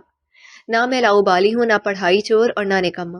اس نے سلسلہ تکلم وہیں سے جوڑا جہاں اگلے جملے ترتیب دینے کے لیے توڑ دیا تھا۔ دراصل زندگی گزارنے کا میرا اپنا نظریہ اور طریقہ ہے جو یقیناً عام لوگوں سے ہٹ کر ہے، تبھی ان کی سمجھ میں آسانی سے نہیں آتا۔ میں نے اپنا لاسٹ سیمسٹر بغیر کسی وجہ کے نہیں ڈراپ کیا تھا۔ میرے ایک دوست کو اپنی والدہ کے علاج کے سلسلے میں رقم درکار تھی، جس کا بندوبست میں نے اور حارث نے 2-4 اور لوگوں کے ساتھ مل کر کیا۔ امتحان کا کیا ہے، وہ تو میں نے بعد میں دے دیا، لیکن اگر ان کی زندگی چلی جاتی تو کیا لوٹ کر واپس آ سکتی تھی؟ وہ اب عقب نما شیشے میں نہیں گردن موڑ کر باہر دیکھ رہا تھا۔ شیشے کے پار دکان میں کھڑی سامیہ بھی دکھائی دے رہی تھی۔ وہ فریزر کھلوا کر مختلف پھول منتخب کر رہی تھی اور اندر گاڑی میں بریکا اس کے منہ سے یہ سب سن کر دنگ رہ گئی۔ میں نے دن بھر اپنے دوستوں کے ساتھ آوارہ گردی نہیں کرتا بریکا۔ میں اور میرے 3 ہم مزاج دوست ایک ایسے ادارے کی بنیاد رکھنے کی کوشش میں بھاگ دوڑ کر رہے ہیں جہاں ہم اپنے علاقے اور آس پاس کے لوگوں کی فلاح و بہبود کے لیے عملی طور پر کچھ کر سکیں۔ ہمارا ماننا یہ ہے کہ ہم کیوں کسی کا انتظار کریں؟ حکومت، این جی اوز، فلاحی ادارے، صاحب حیثیت افراد، وہ اگر اپنا رول صحیح طرح ادا نہیں کر رہے تو نہ کریں۔ ہمیں تو اپنی کوشش کرنی ہے اور ہم وہی کر رہے ہیں۔ دیکھو وقت کم ہے اور میں بھی باتوں باتوں میں کہاں سے کہاں پہنچا۔ ہاں، تو میں تمہیں یہ بتانا چاہتا ہوں کہ میں ہرگز بھی اتنا برا انسان نہیں ہوں جیسا کہ شاید تم سمجھتی رہی ہو۔ مجھے اور نہ ہی لڑکیوں سے فلرٹ کرنا میرا مشغلہ ہے، اور نہ ہی انہیں تحائف دینا۔ اور وہ جو زرق برق کپڑوں کا ڈھیر جو تم نے سامیہ کے کمرے میں دے کر مجھ پر شک کیا تھا، تو بتا دوں۔ وہ محظوظ انداز سے مسکرایا تو اسے سنتی بریکا کا دل چاہا کہ اس ماہ راستین کی اچھی طرح خبر لے، جو فلاور شاپ میں جا کر واپس پلٹنا بھول ہی گئی تھی جیسے۔ وہ ایک مستحق لڑکی کی شادی کے سلسلے میں کی جانے والی شاپنگ تھی۔ وہ یہاں تک بتا کر ذرا دیر کو خاموش ہو گئی۔ یہ اس بے پرواہ، لاؤبالی، کھلنڈرے، غیر سنجیدہ مزاج لڑکی کی شخصیت کا کون سا پہلو تھا؟ یہ جان کر بریکا دم بخود رہ گئی تھی۔ میں نے اپنی جانب سے تمہیں ساری صفائی دے ڈالی ہے۔ کچھ توقف کے بعد وہ ذرا بے چینی سے لہجے میں دوبارہ لب کشا ہوا۔ مگر اب تم بھی تو کچھ کہو نا۔ میں کیا کہوں؟ وہ احمقانہ انداز سے بولی۔ مجھے تو یہی سمجھ نہیں آ رہا کہ تم اس وقت مجھے یہ سب کیوں بتا رہے ہو۔ حق کھا۔ اس نے بے اختیاری بے بس ٹھنڈی سانس لی اور گاڑی کی چھت کی جانب دیکھا۔ جتنے پیازی قدرت نے تمہاری صورت بناتے وقت دکھائی ہے، کاش وہ یہاں تھوڑی سی کمی کر کے وہ کمی تمہارے دماغ ڈیزائن کرتے وقت پوری کر دیتی تو کتنا اچھا ہوتا۔ وہ اس وقت بریکا کی حماقت پر اتنا بھنایا کہ بس سر پیٹنے کی کسر رہ گئی۔ کیا مطلب ہے تمہاری اس بات کا؟ ہیں؟ کیا مجھ میں عقل نہیں ہے؟ بریکا نے آنکھیں پھیلاتے ہوئے منہ بنا کر اسے بری طرح گھورا، مگر اسے کیا پتا چلتا، اس کی تو پشت تھی بریکا کی جانب۔ مطلب تو فوراً تمہاری سمجھ میں آ گیا۔ وہ لڑاکا عورتوں کی طرح چمک کر اس کی جانب گھوما، اور یہاں آتی دیر سے جو میں صاف صاف انداز سے تمہیں بتانے کی کوشش کر رہا ہوں وہ تمہارے سر سے گزر رہا ہے۔ اس نے تنزن ہاتھ نچایا۔ صاف صاف کیا بتا رہے ہو؟ وہ بھی بھڑک کر بولی۔ خام خواہ فری ہو رہا تھا، ایک تو ویسے ہی دیر ہو رہی تھی، اپنے عبدالستار ایتھی ہونے کے قصے سنا رہے ہو۔ سن لیے، مان بھی لیا، بولو اب کیا کروں؟ اس میں سمجھنے والی کون سی بات آ گئی؟ وہ سخت برا فروختہ ہو گئی۔ محبت کرتا ہوں تم سے۔ جب احمق محبوبہ بلا واسطہ کچھ سمجھنے کی صلاحیت ہی نہیں رکھتی تو کیا فائدہ مزید لفظ ضائع کرنے کا؟ اس لیے اس نے کہا تو اس بار صاف اور سادہ الفاظ میں ہی تھا، مگر آنکھوں میں خمار اور لبوں پر الوہی مسکراہٹ آپ و آپ ہی آ ٹھہری۔ دوسری طرف بریکا کے تاثرات اتنے ہمنک ہو گئے جیسے کوئی لٹیرا پستول تانے اس کے سر پر کھڑا اس سے اس کا موبائل چھیننے کی کوشش کر رہا ہو۔ اپنانا چاہتا ہوں تمہیں، بہت اچھی لگتی ہو تم مجھے، آج سے نہیں بہت عرصے سے۔ میں اپنی صفائیاں تمہیں سامی سے بھی دلوا سکتا تھا، لیکن میں نہیں چاہتا تھا کہ ہمارے درمیان کوئی پل کا کردار ادا کرے۔ تو اب بتاؤ کیا جواب ہے تمہارا؟ وہ تو یہ اظہار سن کر ہی حواس باختہ تھی، جواب طلبی پر بالکل ہی بوکھلاہٹ کا شکار ہوگی۔ یہ تم کیا میں کیا؟ مارے گھبراہٹ کے اس کے منہ سے بے ربط قسم کے الفاظ ادا ہوئے۔ ادھر وہ اس کی حالت کا اندازہ کر کے بڑے جاندار انداز سے مسکرا دیا۔ تم کیسی باتیں کر رہے ہو؟ وہ مشکل اپنے لہجے اور الفاظ کی لڑکھڑاہٹ پر قابو پا کر وہ ٹپٹنے والے لہجے میں بولی، کہاں رہ گئی کمبخت سامیہ، آ بھی جا۔ اور دن میں سامیہ کو پکارا سچ شکر اب کاؤنٹر پر پیسے دیتی دکھائی دے رہی تھی۔ باتیں تو اور بھی ہیں کرنے والی، جاسن نے زیادہ دیر اسے پریشان کرنا نامناسب خیال کرتے ہوئے اپنا رخ دوبارہ ونڈ اسکرین کی جانب موڑ دیا، لیکن پھر کبھی صحیح، آج کے لیے یہی بہت ہے، پہلے اس پر غور کرنے کے بعد جواب دے دو، باقی پھر دیکھیں گے۔ وہ زیر لب مانی خیزی سے مسکرا رہا تھا، اس کے پراعتماد انداز پر وہ بری طرح تو نہ گئی۔ کتنے بڑے ڈکٹیٹر ہو تم اپنی بہن کی طرح، وہ کچھ دیر پہلے والی کیفیت سے باہر نکل آئی تھی۔ تمہیں یہ خوش فہمی کیوں ہے کہ میں اقرار ہی کروں گی؟ اس کا پہلا اور افسانوی جواب تو یہ ہے محترمہ کہ خلوص اپنا آپ منوا ہی لیتا ہے، اس نے مسکرا کر کہا، جبکہ دوسرا اور سچا جواب یہ ہے کہ تم کوئی بھی فیصلہ کرنے سے قبل سامی سے تو مشورہ کرو گی ہی، بس کر لے گی وہ تمہیں ہینڈل۔ مسکراہٹ اب اونچے سے کہے میں تبدیل ہو گئی اور بریکا کا جی چاہا کہ اس کا سر پھاڑ دے۔ بھول ہے تمہاری کہ میں اس معاملے میں اس جانبدار سامی سے مشورہ کروں گی، بدان کچھ کچا کر تنبیہ کرنے والے لہجے میں بولی، تب وہ بڑے ہی جذب سے بولا، سامی سے واقعی مت کرنا، بس ایک بار اپنے دل سے ضرور پوچھ لینا، سیانے کہتے ہیں کہ وہاں سے ملنے والے جواب کبھی غلط نہیں ہوتے۔ پتہ نہیں کیا تھا اس کے لہجے میں کہ وہ جو تیش میں تھی یکا یک مسحور ہو گئی۔ آئی ہوپ میں نے واپس آنے میں جلد بازی کا مظاہرہ نہیں کیا ہوگا۔ ٹھیک اسی وقت جب محبت اور دلوں کی دھڑکن ایک تال پر لے کر آ رہی تھی، سامیہ واپس آ گئی۔ اس کا مخاطب یقیناً جاسن تھا۔ وہ دھم سے گاڑی کے سیٹ پر یوں گری جیسے کوئی بہت بھاری کام سر انجام دے کر پلٹی ہو۔ تم شاید غلط جملہ کہہ گئی۔ مخاطب سامیہ کا جاسن تھا، جو جواب بریکا نے دیا۔ جملہ میرا صحیح ہے، تم اس کی فکر مت کرو اور لو پکڑو اپنی کی امانت۔ اس نے برا سا منہ بنا کر بہت ہی خوبصورت سا بکے اس کے ہاتھ میں تھمایا تو جاسن بے ساختہ احتجاجاً جھلا اٹھا، یہ چیٹنگ ہے سامی، یہ بکے تو میں نے منگوایا تھا۔ ہاں تو تمہاری طرف سے دیا اسے جتا کر بولی۔ مارے خفت کے بریکا کا چہرہ گلنار ہو گیا۔ اب کیا تم میرے سامنے تھماتے اسے یہ بکے نہیں؟ بھائی کم از کم میں تو اپنی آنکھوں کے سامنے اپنی تہذیب و تمدن کا یوں خون ہوتے نہیں دیکھ سکتی تھی۔ محبت سب اپنی جگہ، مگر ان سب باتوں میں احتیاط، خدا کا واسطہ تمہیں چپ ہو جاؤ سامی، جاسن نے بھنا کر گاڑی سٹارٹ کرتے ہوئے کہا۔ بہت اچھا کیا جو تم نے یہ بکے میری طرف سے اسے تھما دیا، اس صدی میں اسے اچھا اور اخلاقیات کے عین مطابق کام ممکن ہی نہیں تھا۔ وہ گاڑی تیزی سے سڑک پر لے آیا۔ کوئی مجھ سے تو پوچھ لے کہ مجھے یہ بکے قبول ہے بھی یا نہیں۔ ان دونوں کی بحث نے بریکا کا دماغ گھما دیا۔ لو اب تمہیں کیا اعتراض ہو گیا بھائی؟ آخر خرابی ہی کیا ہے اس بکے میں؟ پورے 20-25 منٹ کی محنت سے ایک ایک پھول خود منتخب کر کے تیار کروایا میں نے، اور تم اسے قبول کرنے سے انکار کر رہی ہو۔ سامیہ دایاں ہاتھ نچا کر شرم دلانے والے لہجے میں باقاعدہ جیرہ پر اتر آئی۔ جاسن نے بے ساختہ بیک ویف مرر میں دکھائی دیتا اس کا متذبذب چہرہ دیکھا۔ میں قبول کرنے سے انکار نہیں کر رہی، مگر وہ الجھے ہوئے لہجے میں بولی تو جاسن اس کا لہجہ محسوس کر کے بول اٹھا، رہنے دو سامیہ، اگر وہ لینا نہیں چاہ رہی تو اسے فورس مت کرو، اپنے پاس محفوظ کر لو، اس امید کے ساتھ کہ بہت جلد ان گلابوں کی مہک اسے پوری آمادگی کے ساتھ منزل تک کھینچ لائے گی۔ اس کا لہجہ بہت گمبھیر تھا۔ بریکا کا دل دھڑک اٹھا، شاید وہ غلط نہیں کہہ رہا تھا، یعنی میں نے خامخواہ میں پیسے ضائع کیے۔ سامیہ کفے افسوس ملنے لگی۔ نہیں، ویسے بھی تم یہ گلدستہ شان اور ہنی کے لیے لینے گئی تھی نا؟ بریکا نے طنزیہ انداز سے اسے یاد دہانی کروائی، تو انہیں دے دینا۔ خبردار، سامیہ غصے سے انگلی اٹھا کر بولی، یہ مہنگا اور اچھے والے ہیں، ان کے لیے تو میں نے یہ لیا ہے۔ اس نے دائیں ہاتھ میں دبوچی دو ملفوف کلیاں آگے کی۔ ویسے تم بھی حد کر دیتی ہو سامیہ۔ بریکا دیکھ کر بے اختیار ہنس پڑی۔ سامیہ نے بے پرواہی سے اسے کندھے اچکا دیے، گویا کہہ رہی ہو، دیکھ لو بس ایسی ہوں میں۔ البتہ جاسن اس بار کچھ نہیں بولا، بس یوں ہی زیر لب مسکراتے ہوئے مہارت سے کار ڈرائیو کرتا رہا۔ یوں بھی جو اسے کہنا تھا وہ کہہ چکا تھا، اسے تو بس اب انتظار تھا گلابوں کی منزل تک پہنچنے والی دلربا مسافر کا۔